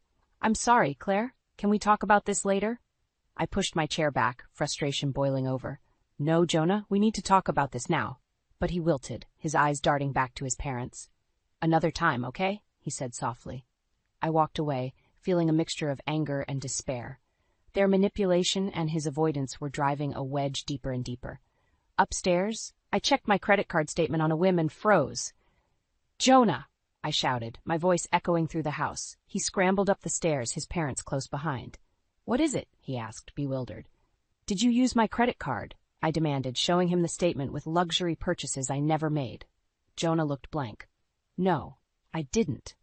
Gregory stepped forward. We did. We needed a few things, and we assumed it was fine. You assumed, I repeated, disbelief lacing my voice. You charged thousands of dollars without asking? Ellen's face turned cold. We're family. What's yours is theirs, too. No, I said, shaking with fury. That's not how this works. I threw the credit card on the bed, fighting a scream. Jonah looked helpless, his face pale. I'll talk to them, Claire. I promise. I backed away, disgusted. Promises mean nothing if you don't act on them, Jonah, I said, storming out of the room, leaving them to stew in the mess they created. Their voices continued downstairs, but I tuned them out, feeling more isolated than ever. I needed a plan, something to reclaim my life. That's when a burning resolve started to form. Enough was enough. It was high time things changed, and I was going to make sure they did. Days blurred together as I threw myself into work. Projects piled up, deadlines loomed, but I found a strange solace in my tasks. Each design, each client meeting kept me away from the chaos at home. My colleagues noticed my dedication to the job, offering words of encouragement and praise. Claire, Ryan said, leaning on my cubicle wall, you're on fire lately. How do you do it? It's called survival, I joked, though a part of me meant it. Ryan laughed. Well, keep it up. Management's noticed. I wouldn't be surprised if there's a promotion in your future. His words lit a small spark of hope. At least one part of my life was under control. Back home, things were as unbearable as ever. Gregory and Ellen's dominance grew stronger by the day. They moved my belongings without asking, filled the house with their things, and hovered over every aspect of my life. It was suffocating. One evening, I came home to find Ellen rearranging my office. Ellen, what are you doing? I asked, my voice strained from a long day. Your space was too cluttered. I'm organizing it, she replied nonchalantly. My jaw clenched. I like my things where they were. Well, it's better this way, she insisted, not bothering to pause. At dinner, the conversation turned acidic. Claire, maybe you should take cooking classes, Gregory suggested with a smirk. Your meals could use some improvement. I stared at him, wondering how he could be so condescending. Maybe you should appreciate the fact that I'm cooking at all. Gregory chuckled, turning to Jonah. See, son, this is what I mean. A little gratitude goes a long way. Jonah looked uneasy, trapped between us. Let's just eat, he said, attempting to steer clear of another confrontation. The final straw came when I checked my bank account and found another series of unauthorized transactions. This time, it was for an expensive spa package. I stormed into the living room, holding the bank statement in my hand. More charges, really? I yelled. You spent $1,200 on a spa? Ellen barely looked up from her knitting. Relax, Claire. It was just a treat. We needed it. You needed it? How about asking before using my money? I spat. Gregory looked up from his newspaper, unfazed. This isn't all your money, Claire. We're family. No, this is theft, I countered, my voice shaking with rage. The tension in the room thickened. Jonah stepped in, trying to mediate. Claire, we'll sort this out, right, Mom? Dad? Ellen and Gregory shrugged, clearly not taking it seriously. Jonah's attempts to placate me only deepened my feeling of betrayal. I left the room, retreating to my work once again, using it as my only escape. Then the promotion came. Management called me in, offering me a senior graphic designer role. The additional workload meant more time at the office, and I clung to the opportunity like a lifeline.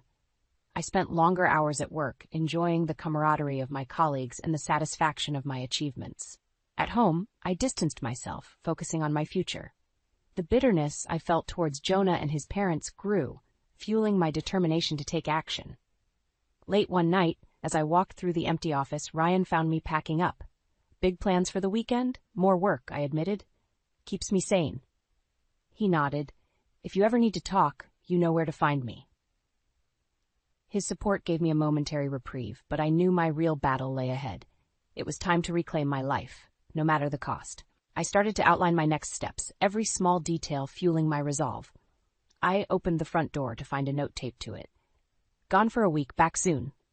It read in Ellen's flowery handwriting. My heart sank and then spiked in anger. They hadn't mentioned any trip, let alone asked for permission to leave like this. My mind raced with possibilities, but one thing was certain: I was done being their doormat. I walked inside, each step echoing through the empty house. The kitchen was a mess, unwashed dishes piled in the sink, crumbs scattered across the counters. The living room was no better. The TV was left on, magazines were strewn everywhere, and Ellen's knitting needles lay tangled on the coffee table.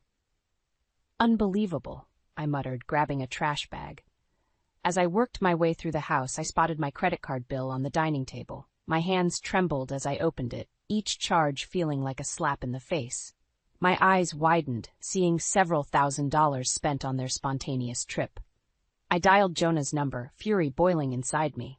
"Hey, Claire," he answered, sounding oddly relaxed. "Where the hell are you?" I demanded. We decided to take a quick trip to Las Vegas," he stammered. "I thought I told you." "No, you didn't," I hissed, "and you used my credit card again." "Claire, it's not like that," Jonah tried to explain, but my patience snapped. "You took them on a vacation with my money while I'm here working my tail off?" I shouted. Silence followed on his end, an indication of his usual avoidance strategy. "You know what? Enjoy your trip," I said icily, and hung up. Alone in the house, my rage fueled my next steps. I called a lawyer first thing in the morning. "I need to discuss selling a house," I said, setting an urgent appointment. Next, I contacted a real estate agent. "I want the house on the market immediately." I instructed. "How fast can we move?" "With the current market, pretty quickly," the agent replied. "We'll start the paperwork right away." I spent the next few days stealthily packing my belongings. I didn't want to leave anything to chance. With each box taped up, my resolve strengthened. I also found a small apartment downtown, perfect for a fresh start. The sense of reclaiming control over my life was exhilarating. I walked through each room of the house, making mental notes of what to take and what to leave behind. The thought of selling everything they had taken over was the sweetest form of revenge. Jonah tried calling several times, but I ignored each one. I needed clarity, and his excuses only fogged it up. Every box packed was a step closer to my freedom, and a step farther from the prison my home had become. With everything organized and the house ready for sale, I spent my last night there. It felt surreal, like shedding an old skin. The space was empty, just like the emotional void left by Jonah and his parents. I could almost hear their voices, bossing me around, belittling me. But now, I no longer cared. The deed was done. By the time they returned, they wouldn't recognize the place nor their control over it. With a last look around, I locked the door, stepping out into the cool night air, savoring the first taste of freedom and the sweet scent of impending karma.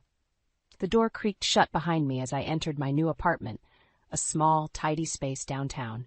My boxes were neatly stacked along the wall, and the sight of them made me feel a deep sense of accomplishment. One by one, I began unpacking, placing my things exactly where I wanted them, this time with no interference. I had arrangements to make. First, I visited my lawyer. "Claire, everything looks in order," she confirmed, flipping through the documents she had prepared. "If you're sure about this, we can push the sale through quickly." "Do it," I replied without hesitation. Next stop was the real estate agent's office. "The house is now listed," she informed me. "I've already had several inquiries." "Great," I said, feeling a spark of satisfaction. "Let's make it happen as fast as possible." As the days passed, I balanced work and my covert operation. By day, I was the diligent graphic designer, throwing myself into my new role. By night, I moved essentials into the apartment, making it feel more like home.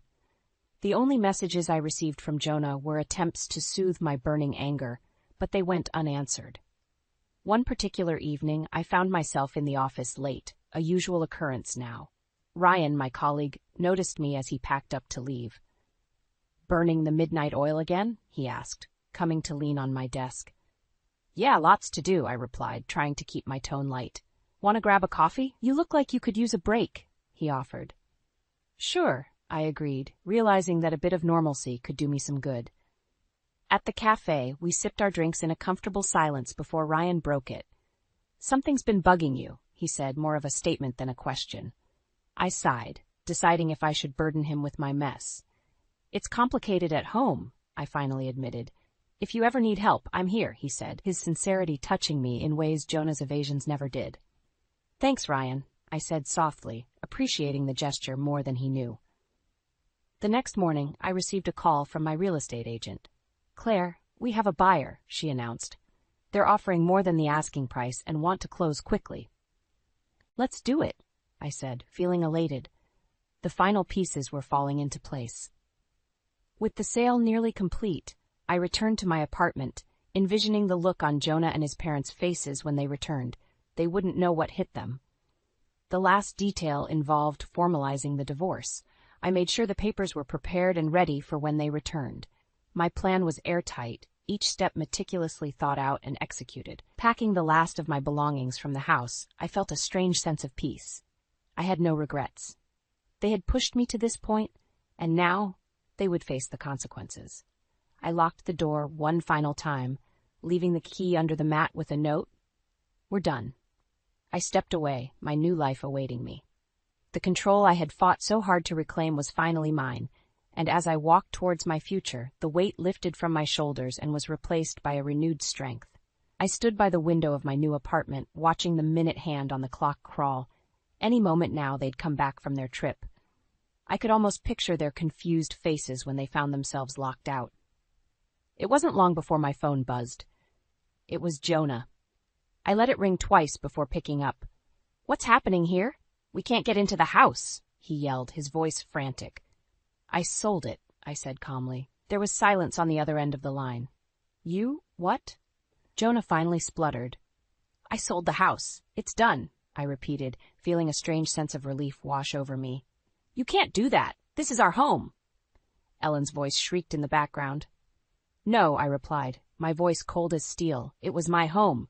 You've been nothing but uninvited guests." Jonah was silent, too stunned to respond. Ellen grabbed the phone from him. "We'll see about this, Claire. We'll get a lawyer. You'll regret this," she threatened. "Do whatever you feel you need to," I said, unbothered. "But the paperwork is ironclad. You'll find no loopholes." On the other end, I could hear Gregory cursing. "This isn't over, Claire," he snarled before the call dropped. I sighed, placing my phone on the counter. I glanced around my new apartment, feeling the first threads of true peace. The next morning I stood by my lawyer's office, ready for the storm. Jonah, Ellen, and Gregory arrived, their faces a mixture of fury and desperation. I stepped outside to meet them. "Claire, let's be reasonable," Jonah started, his voice wavering. "We can work this out." "We tried," I countered. "You chose them over our marriage time and time again. This is the result." Ellen stepped forward, her eyes blazing. "We took you in, treated you like family." "Your idea of family is using me as a bank and a maid," I fired back. "That's not family." Gregory leered at me. "You'll pay for this, Claire." "No, I'm done paying," I answered firmly, handing Jonah the divorce papers. "Sign these. We're finished." The neighbors nearby began to gather, their curiosity piqued by the spectacle. Jonah glanced at the growing audience, his face flushed with embarrassment. Ellen looked ready to burst, her hands shaking as she snatched the papers from me. "You can't do this," she screamed. "We'll fight you." But their threats fell flat. "Go ahead," I said loudly, making sure the neighbors heard. "But you'll find that legally, you've got no standing. This is my house, my money, and now, my life." Gregory tried to lunge at me, but Jonah held him back, looking defeated. "Just sign the papers, Dad. We have no choice." Ellen gave a final, venomous glare before grabbing a pen and signing the papers with trembling hands. Gregory followed, his anger palpable. Jonah was last, his eyes locking with mine one final time before he signed. "Goodbye, Jonah," I said, turning to leave. The weight of revenge lifted, replaced by a lighter, unburdened spirit. I felt empowered and strong, walking away from the chaos they tried to bind me in. Back at my apartment, I smiled genuinely for the first time in months. It was over. Finally, truly over. The power they had wielded was gone, and in its place, I found my freedom. As the door clicked shut behind me, I knew without a doubt that my new chapter had just begun. In the days following the confrontation, the fallout was swift and dramatic. Jonah, Ellen, and Gregory scrambled to find a place to stay, thrown into disarray. I heard through the grapevine that they had checked into a cheap motel nearby, their former grandeur reduced to complaining about the thin walls and bad service. My days, however, were looking brighter. The air in my new apartment seemed fresher, every small action of my newfound freedom. At work, things were electric. My colleagues noticed a spring in my step, and more than one asked what had changed. "Claire, you're glowing," Ryan commented as we worked on a project. "Did something good happen?" "You could say that," I replied, a genuine smile forming. The feeling of taking back control was better than any spa day the Crosbys could have charged to my card. Meanwhile, Ellen and Gregory's attempts to save face were failing spectacularly. Gregory tried calling in favors from his business contacts, hoping someone would provide a temporary space or financial aid. The responses were as cold as his heart, each rejection a blow to his inflated ego. Ellen's threats of legal action fell apart quickly. My lawyer, Kate, was thorough and efficient. "Don't worry, Claire," she reassured me over the phone. "They have no grounds to stand on. You made sure of that." Their public disgrace brought a strange satisfaction. The neighbors talked in hushed tones about the family who had been so unceremoniously evicted. Each muttered word was a victory for me. The old me would have felt guilty, but no more. I was done with feeling sorry for them. Ellen, ever the instigator, couldn't resist calling me. "This isn't over, Claire. You'll pay for humiliating us," she spat through the phone. I chuckled, the sound surprising even me. "Ellen, your threats are empty. Move on." "I have." Click. I hung up, feeling lighter. Ryan, who'd overheard my side of the conversation, raised an eyebrow. "Everything okay?" "Better than okay," I said, my grin widening. Jonah showed up once at my apartment, a last-ditch effort. He looked harried, his eyes pleading. "Claire, please, can we talk?" I leaned against the doorway, arms crossed. "Talk about what, Jonah? You made your choices." "I'm sorry," he started, but I cut him off. "Sorry isn't good enough," I said firmly. "You chose them over us, over me, and now you face the consequences." Jonah's shoulders sagged. I didn't know things would get this bad. "Well, they did, and now it's time for you to deal with it," I replied. "Goodbye, Jonah." Closing the door on him felt like closing a door on the last remnants of my past. I felt a rush of empowerment, a clear signal that I was moving forward. Ryan caught me after work that day. "You really are something, Claire," he said with admiration in his eyes. "Just doing what needed to be done," I replied simply. Back in my apartment, I toasted to my newfound peace. It wasn't just about revenge, it was about reclaiming my life, my independence. The sight of Jonah, Ellen, and Gregory struggling was merely the cherry on top. I curled up with a book, the quiet of my space a comforting blanket. The drama was behind me, and the future ahead seemed full of promise. For the first time in a long while, I could envision a life free from manipulation and control. And that was the sweetest victory of all. Settling into my new apartment brought a sense of liberation I hadn't felt in years. I threw myself into my new role at work with gusto, thriving in the creative energy and camaraderie of my team. The promotion meant longer hours, but I welcomed them, relishing every new challenge that came my way. One evening, after a particularly busy day, Ryan caught me as I was packing up. "Hey, Claire, a few of us are going out for drinks. Care to join?" For a moment, I hesitated, then smiled. "Why not?" At the bar, the conversation flowed easily. Ryan and I exchanged stories, shared laughs. It felt good to unwind, surrounded by friends who respected me. "So you're finally free from that madhouse, huh?" Ryan said, clinking his glass against mine. "Yeah, it feels like I can finally breathe again," I replied, a genuine smile on my face. Despite the emotional fallout from the divorce, I found myself enjoying my independence. My days were full, my nights peaceful. The anxiety that once gripped me was replaced by a newfound sense of joy. One day, as I was leaving the office, my younger coworker, Ethan, caught up to me. "Hey, Claire, you got a minute?" "Sure, what's up?" I asked, curious. Ethan looked a bit nervous, scratching the back of his head. "I was wondering if you'd like to grab dinner sometime. Just the two of us." I blinked, caught off guard. "Dinner? Are you asking me out, Ethan?" He chuckled, a bit embarrassed. "Yeah, I guess I am." I smiled, considering his offer. "I'd like that." "When?" "How about tomorrow night? There's this great Italian place I know." Sounds perfect, I said, feeling an unfamiliar flutter of excitement. The next evening, we met at the cozy Italian restaurant. Conversation flowed easily, and Ethan's youthful exuberance was infectious. Over plates of pasta and glasses of wine, I found myself opening up in a way I hadn't in a long time. You seem different now, Ethan noted, twirling his fork. Happier. I am, I admitted. It's been a tough journey, but I'm finally finding myself again. Ethan smiled warmly. Well, I'm glad. You deserve to be happy. As the evening drew to a close, we walked back to my apartment. Ethan hesitated at the door, looking as if he wanted to say something. Thank you for tonight, I said, breaking the silence. I had a great time.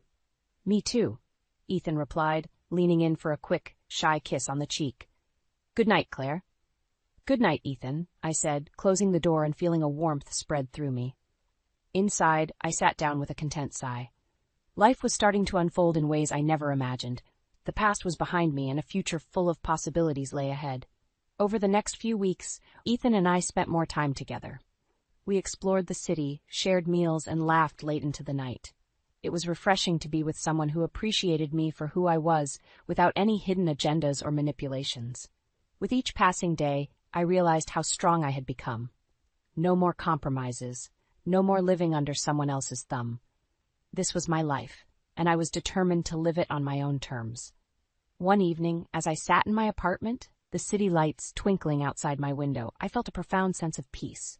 The chaos and drama of the past were behind me, replaced by a calm, steady happiness. This was my new chapter, a fresh start. And for the first time in a long while, I felt optimistic about the future, confident that I could handle whatever came my way.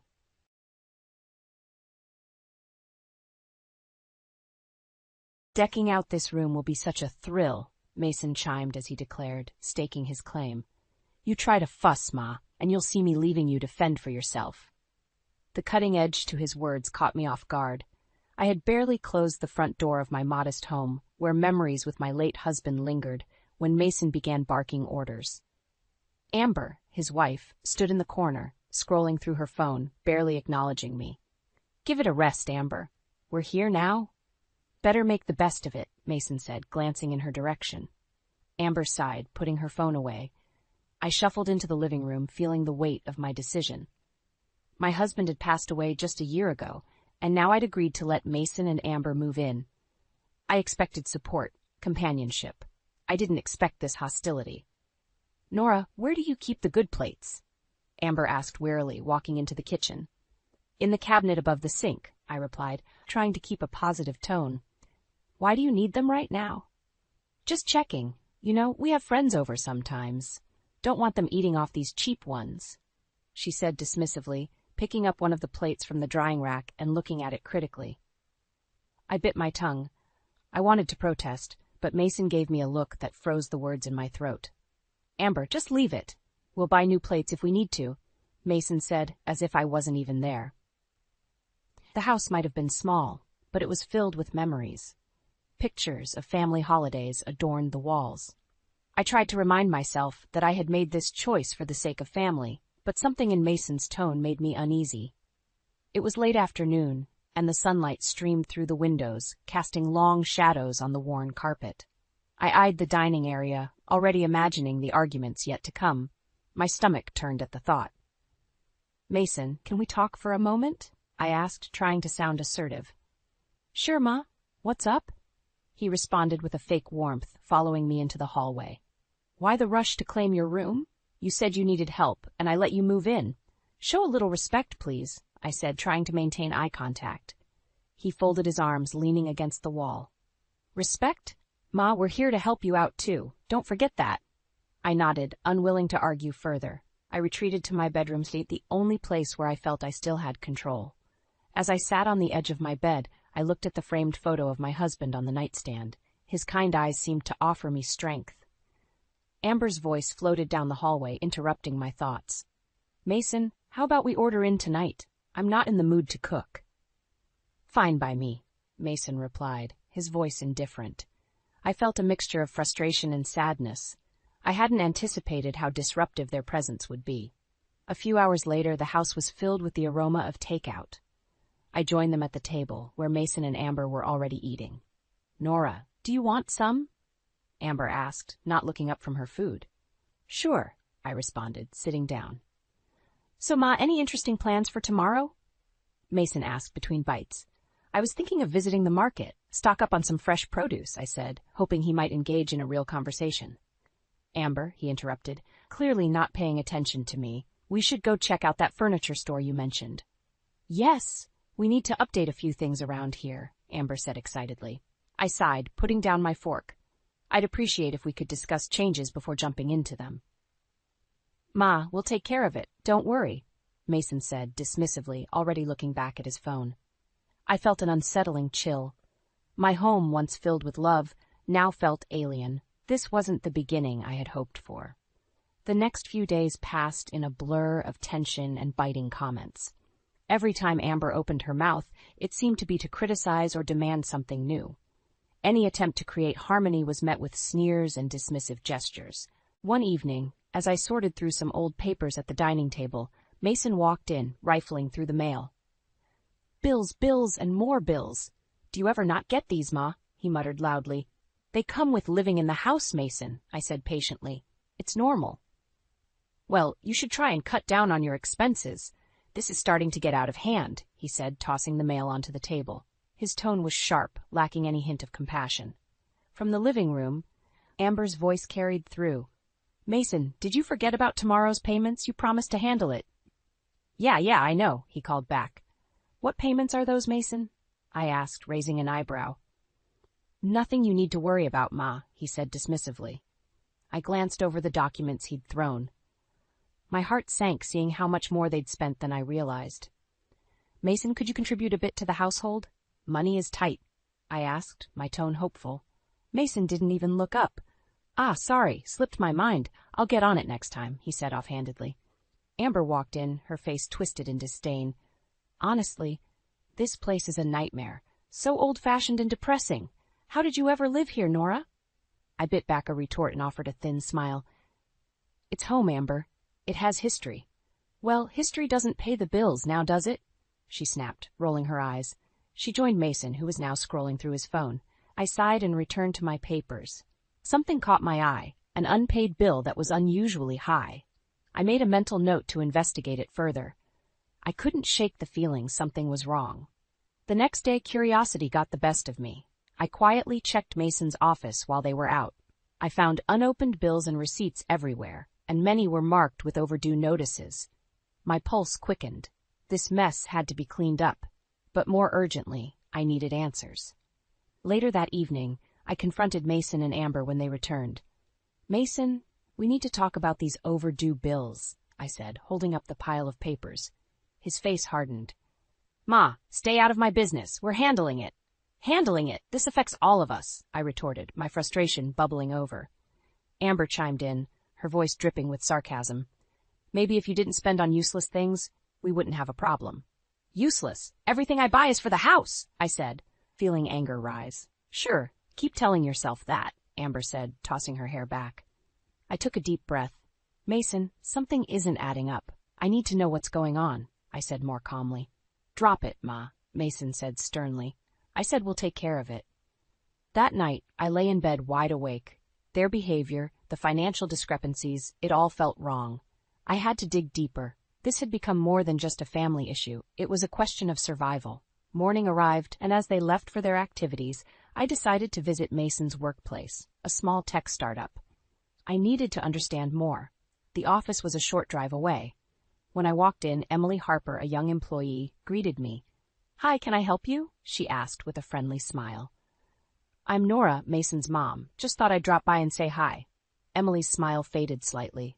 Oh, Mason didn't mention you'd be coming. He's out right now. I see. How is he doing here? I asked, trying to sound casual. She hesitated. He's been having some trouble. Deadlines, funds. He's under a lot of stress. I nodded, feeling a knot tighten in my stomach. Thank you, Emily. Leaving the office, one thing was clear. Mason and Amber were hiding something. I was determined to find out what, no matter the cost. Mason, the internet is down again, Amber yelled from the living room. Can't you fix it? There was a crash as Mason kicked a chair. I'll deal with it later, Amber. He snapped. He stormed past me, not bothering to even look in my direction. Mornings had become a battleground. Amber's tantrums and Mason's temper made my once peaceful home feel like a war zone. It was clear they were frustrated, but their anger seemed to land squarely on me. I couldn't keep dealing with the hostility without some sort of escape, so I found a job at a local art supply store. The manager, Mrs. Harper, welcomed me with open arms. It felt good to be doing something useful for myself. One afternoon, while sorting brushes and paints, Mrs. Harper approached me. "Nora, would you like to join our painting class this evening?" I hesitated. "I'm not sure if I'm any good." She smiled warmly. "Everyone starts somewhere, plus we could use an extra set of hands." That evening, I joined the class, and for the first time in a while, I felt genuinely at peace. I may not have been very skilled, but losing myself in the strokes of the brush was therapeutic. Returning home later than usual, I walked in to find Mason and Amber arguing. "Just do something useful for once," Mason shouted. "Useful? I'm doing everything while your mother is out playing with paints," Amber retorted. "I'm back," I said softly, hoping to diffuse the tension. Amber glared at me. "Perfect timing. We're out of groceries. Why don't you make yourself useful, Nora?" I felt a wave of anger rise, but held it back. "I'll take care of it in the morning," I said calmly. "Make sure you do," Amber muttered. The next day, I did the shopping, making sure to get exactly what they liked, to avoid more complaints. At the checkout, a canvas caught my eye. I decided to buy it, hoping to continue painting at home. When I got back, Amber was sprawled on the couch. "About time," she said as I walked in with the bags. I ignored her, placing the groceries on the counter. Later, as I set up my canvas in the spare bedroom, Mason walked in. "What is this?" he demanded, looking at the canvas. "It's for painting," I said, trying to stay composed. "With what money, Ma? Don't you get it?" "We're struggling to keep this place afloat," he yelled. "I bought it with my own earnings from the store," I said firmly. Mason shook his head and walked out, mumbling something under his breath that I didn't catch. Over the next few weeks, painting became my refuge. My work at the store and the joy of painting helped balance the growing tension at home. One evening, Mrs. Harper approached me again. "Nora, I've seen your paintings. They're quite good. Have you thought about selling them?" she asked. I was stunned. "I haven't. Do you really think they're worth selling?" "Yes, I do. We can start displaying them here at the store," she suggested. I nodded, feeling a spark of hope. Maybe this could be a way out of the bleakness at home. That night, as I served dinner, Amber sniped, "Honestly, you're just a burden to everyone around, as an old woman who's of no use." I stopped, feeling the sting of her words, but I didn't respond. Instead, I went to my room, picked up my brush, and started painting. For every insult, I would channel it into my art. Soon, my paintings attracted attention. I made my first sale, then another.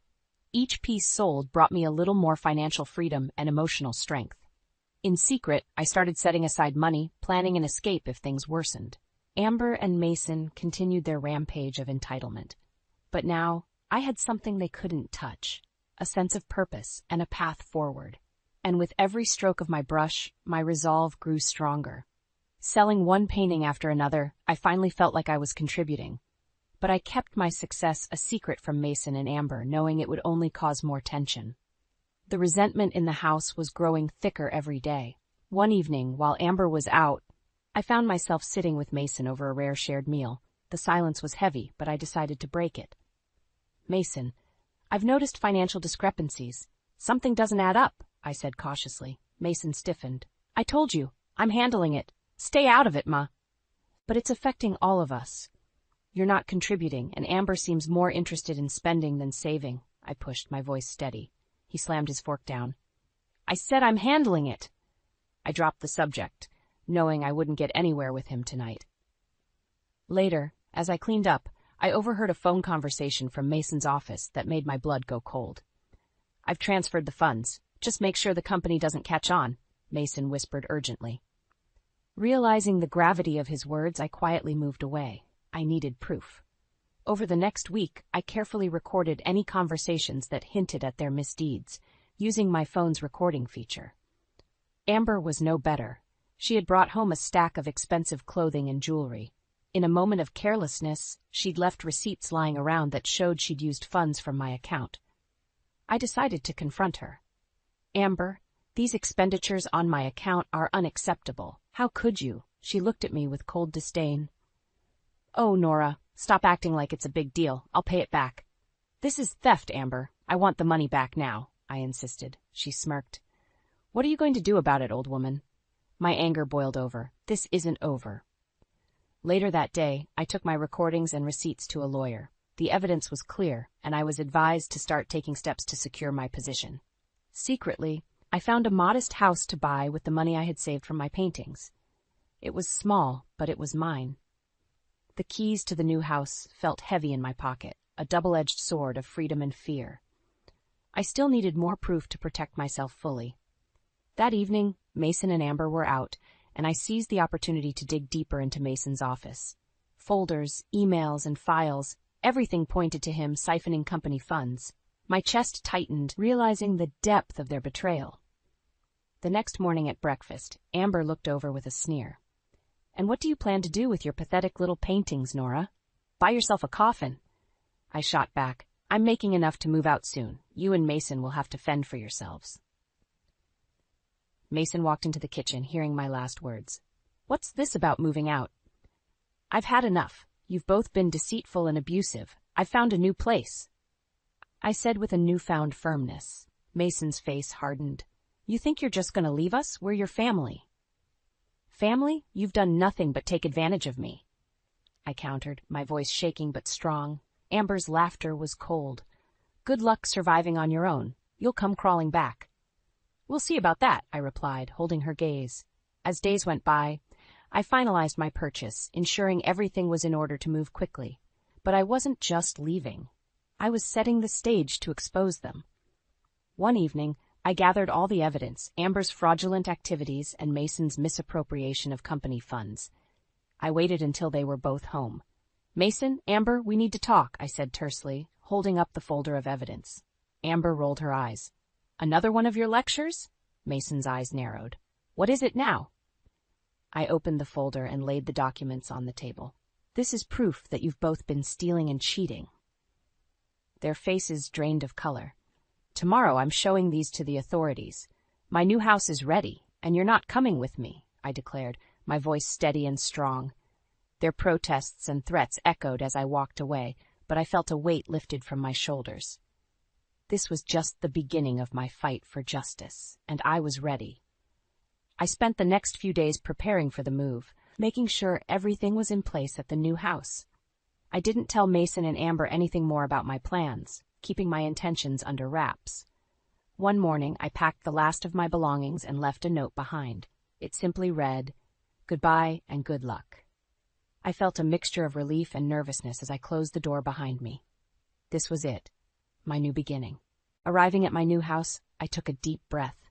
It was smaller and simpler than my old home, but it felt like a sanctuary. I set up my art supplies in a corner of the living room, ready to dive into my painting again. A few hours later, there was a frantic knock at the door. I opened it to find Mason and Amber standing there, faces flushed with anger and panic. "You can't just leave. We need you," Mason shouted, his voice breaking. "This house is mine, and mine alone," I declared with a firmness that brooked no argument.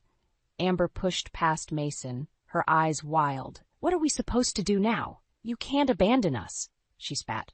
"I haven't abandoned you," I replied calmly. "You abandoned your responsibilities and proved you couldn't be trusted." Mason stepped forward, trying a different approach. "Please, Ma, let's just talk this through. We can work something out." "No, Mason. I'm done talking. I found out about the company funds you've been misappropriating," I said, watching his face pale. He started to bluster. "You don't understand. It's not what it looks like." "I understand perfectly," I interrupted. "And Amber, you've been draining my accounts for your own luxuries." Amber scoffed, crossing her arms. "You really think you can survive without us?" I stepped back, resolving to make my final stand. "I am surviving without you. You underestimated me, and now you're going to face the consequences." With that, I shut the door on their stunned faces, locking it behind me. I heard them shout and pound on the door, but I ignored them. This was my new chapter, and they were no longer a part of it. The next day, I contacted the authorities and provided all the evidence I had gathered. It wasn't just about my money. It was about justice and finally standing up for myself. Mason and Amber showed up at my door once more, this time pleading and promising to change. "Please, Ma, we're sorry. Just give us another chance," Mason begged. Amber nodded, tears streaming down her face. "We need you. We can't do this without you." I shook my head, feeling a strange sense of calm. "It's too late. You've already shown me who you are, and I deserve better." They left, defeated and broken. As they walked away, I felt a wave of emotions: relief, sadness, but more than anything, empowerment. In the weeks that followed, I focused on settling into my new life. My art continued to flourish, bringing in enough to comfortably support myself. Each day I felt stronger and more independent. Mason and Amber's betrayals were reported to the authorities, and they faced the consequences of their actions. It wasn't an easy battle, but it was one I was determined to see through. One evening, as I painted in the quiet of my new home, I thought about the journey that had brought me here. I had turned pain into purpose, anger into action, and for the first time in a long time, I felt a profound sense of peace. A knock on the door startled me out of my peaceful morning routine. I opened it to see Mason, looking more haggard than ever. He wasted no time pushing his way inside, eyes wild with desperation. "What do you want, Mason?" I asked, keeping my voice steady. "We need to talk, Ma. You can't keep doing this to us," he pleaded, his tone urgent. Amber hovered near the door, her face etched with worry and anger. She stomped into the room, snapping, "You think you can ruin our lives and just walk away?" I walked to the kitchen counter, putting some distance between us. "You ruined your own lives with your choices. I'm done suffering for them." Mason's composure cracked. "This is all a misunderstanding. We're not the villains here." I couldn't help but laugh bitterly. "Not the villains? You stole from me and your company, lied and manipulated. How are you the victim?" Amber's face twisted horrifically. "We took what we deserved. You owe us." "I owe you? Look around, Amber. I worked hard for this house, my peace. You belittled and exploited me. I owe you nothing." Mason stepped closer, trying another tactic. "Please, Ma, we can fix this. Just drop the charges and we'll pay you back." "Drop the charges? This is bigger than repaying me. It's about accountability. You think you can swindle your way out of everything?" I said, shaking my head. Amber's rage boiled over. "You miserable, ungrateful hag. We did everything for you, and this is how you repay us?" "Everything for me?" I shot back. "You mean everything to benefit yourselves. I've seen your true colors. Now it's time for you to face the consequences." Mason collapsed onto the couch, holding his head in his hands. "Please, Ma, don't do this. We need help. We can't make it without you." And I needed respect, dignity, and honesty. But you didn't think of that, did you? I sighed, feeling the weight of the years of manipulation lift. At that moment, the doorbell rang again. I opened it to find 2 police officers standing there. "Are you Nora Collins?" one of them asked. "Yes, I am," I replied, stepping aside to let them in. Amber's eyes widened in horror. "No, this can't be happening. You can't let them take us." The officers stepped forward, addressing Mason and Amber. "Mason Collins, Amber Davis, you are under arrest for fraud and embezzlement." Mason's face turned a ghostly white. "Ma, do something! Talk to them," he begged as he was handcuffed. Amber screamed, thrashing as they restrained her. "You can't do this! We're family!" I watched silently as the officers led them away, their protests echoing down the hallway. It was a heartbreaking sight, yet I felt a sense of justice being served. Once they were gone, the quiet of the house felt deafening. I walked back to my easel, picking up a brush with trembling hands. Dipping it into the paint, I tried to steady myself through the familiar motion. As I worked, I reflected on the confrontation. This wasn't about revenge anymore. It was about reclaiming my life and ensuring that Mason and Amber faced the consequences of their actions. Mrs. Harper had been a wonderful support through all this, offering advice and encouragement as I balanced my work at the store and the challenges at home. When I next saw her, I shared what had happened. "Nora, you did the right thing. Sometimes the hardest choices lead to the most important changes," she said kindly. I nodded. "I hope so. For now, I just want to move forward." And so I did. Each day became a step toward healing, creating new routines in my quiet, comforting home. Though the scars remained, I knew I had emerged stronger and more self-assured than I ever thought possible. The reality of Mason and Amber's arrest didn't truly sink in until I visited the police station to finalize my statement. As I walked through the cold, sterile corridors, I felt a mixture of apprehension and resolve. This was it, the point of no return. An officer led me to an interview room. "Miss Collins, we'll need you to recount everything again for the record," he said, his tone professional yet compassionate. I took a deep breath and began, detailing the lies, the theft, the manipulations. For the first time, I laid everything bare without fear. My voice remained steady as I recounted each betrayal, each moment of pain, knowing this was a necessary step for justice. When I finished, the officer nodded. "Thank you, Miss Collins. Your courage in coming forward is commendable." As I stepped out of the station, I noticed a familiar face in the waiting area. It was Emily Harper, Mrs. Harper's daughter. She stood up and approached me. "Nora, I heard what happened. I'm so sorry you had to go through all this," she said softly. "Thank you, Emily. It's been tough, but it needed to be done," I replied. "Mom wanted me to check in on you. She's been worried," Emily added. "Tell her I appreciate it, and I'll drop by the store soon," I said, grateful for the support. That evening, I allowed myself a moment of reflection. The house was quiet, almost peaceful. I picked up my phone and called Mrs. Harper. "Nora, how are you holding up?" her warm voice asked. "I'm okay, Mrs. Harper. Mason and Amber are facing their consequences," I said, feeling a strange mix of relief and sadness.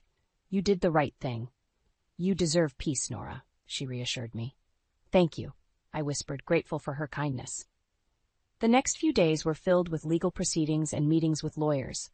I attended court sessions, where Mason and Amber's crimes were laid bare for all to see. They tried to plead for leniency, but the evidence was overwhelming. After one particularly grueling session, Mason approached me in the hallway. His eyes were red, and he looked defeated. "Ma, please, can't you help us? We were wrong, but we don't deserve this," he begged. I met his gaze, feeling a pang of sorrow, but knowing I had to stand firm. "Mason, you made your choices. Now you have to face the consequences. There's nothing more I can do." Amber stood behind him, her defiance crumbling into desperation. "Nora, please, we're family." "Family doesn't do what you did. I can't help you anymore," I said quietly. As they were led away, I felt a sense of closure. This chapter of my life was ending, but it was paving the way for a new beginning. Returning home, I focused on my art. Each brushstroke was a step toward healing, each painting a testament to my resilience. The small gallery I'd created in my living room began to grow, each piece reflecting the journey I had undertaken. One afternoon, Mrs. Harper visited. She walked through my makeshift gallery, admiring the paintings. "These are beautiful, Nora. You've come such a long way," she said, her eyes filled with admiration. "Thank you. It's been a lifeline," I replied, feeling a swell of pride.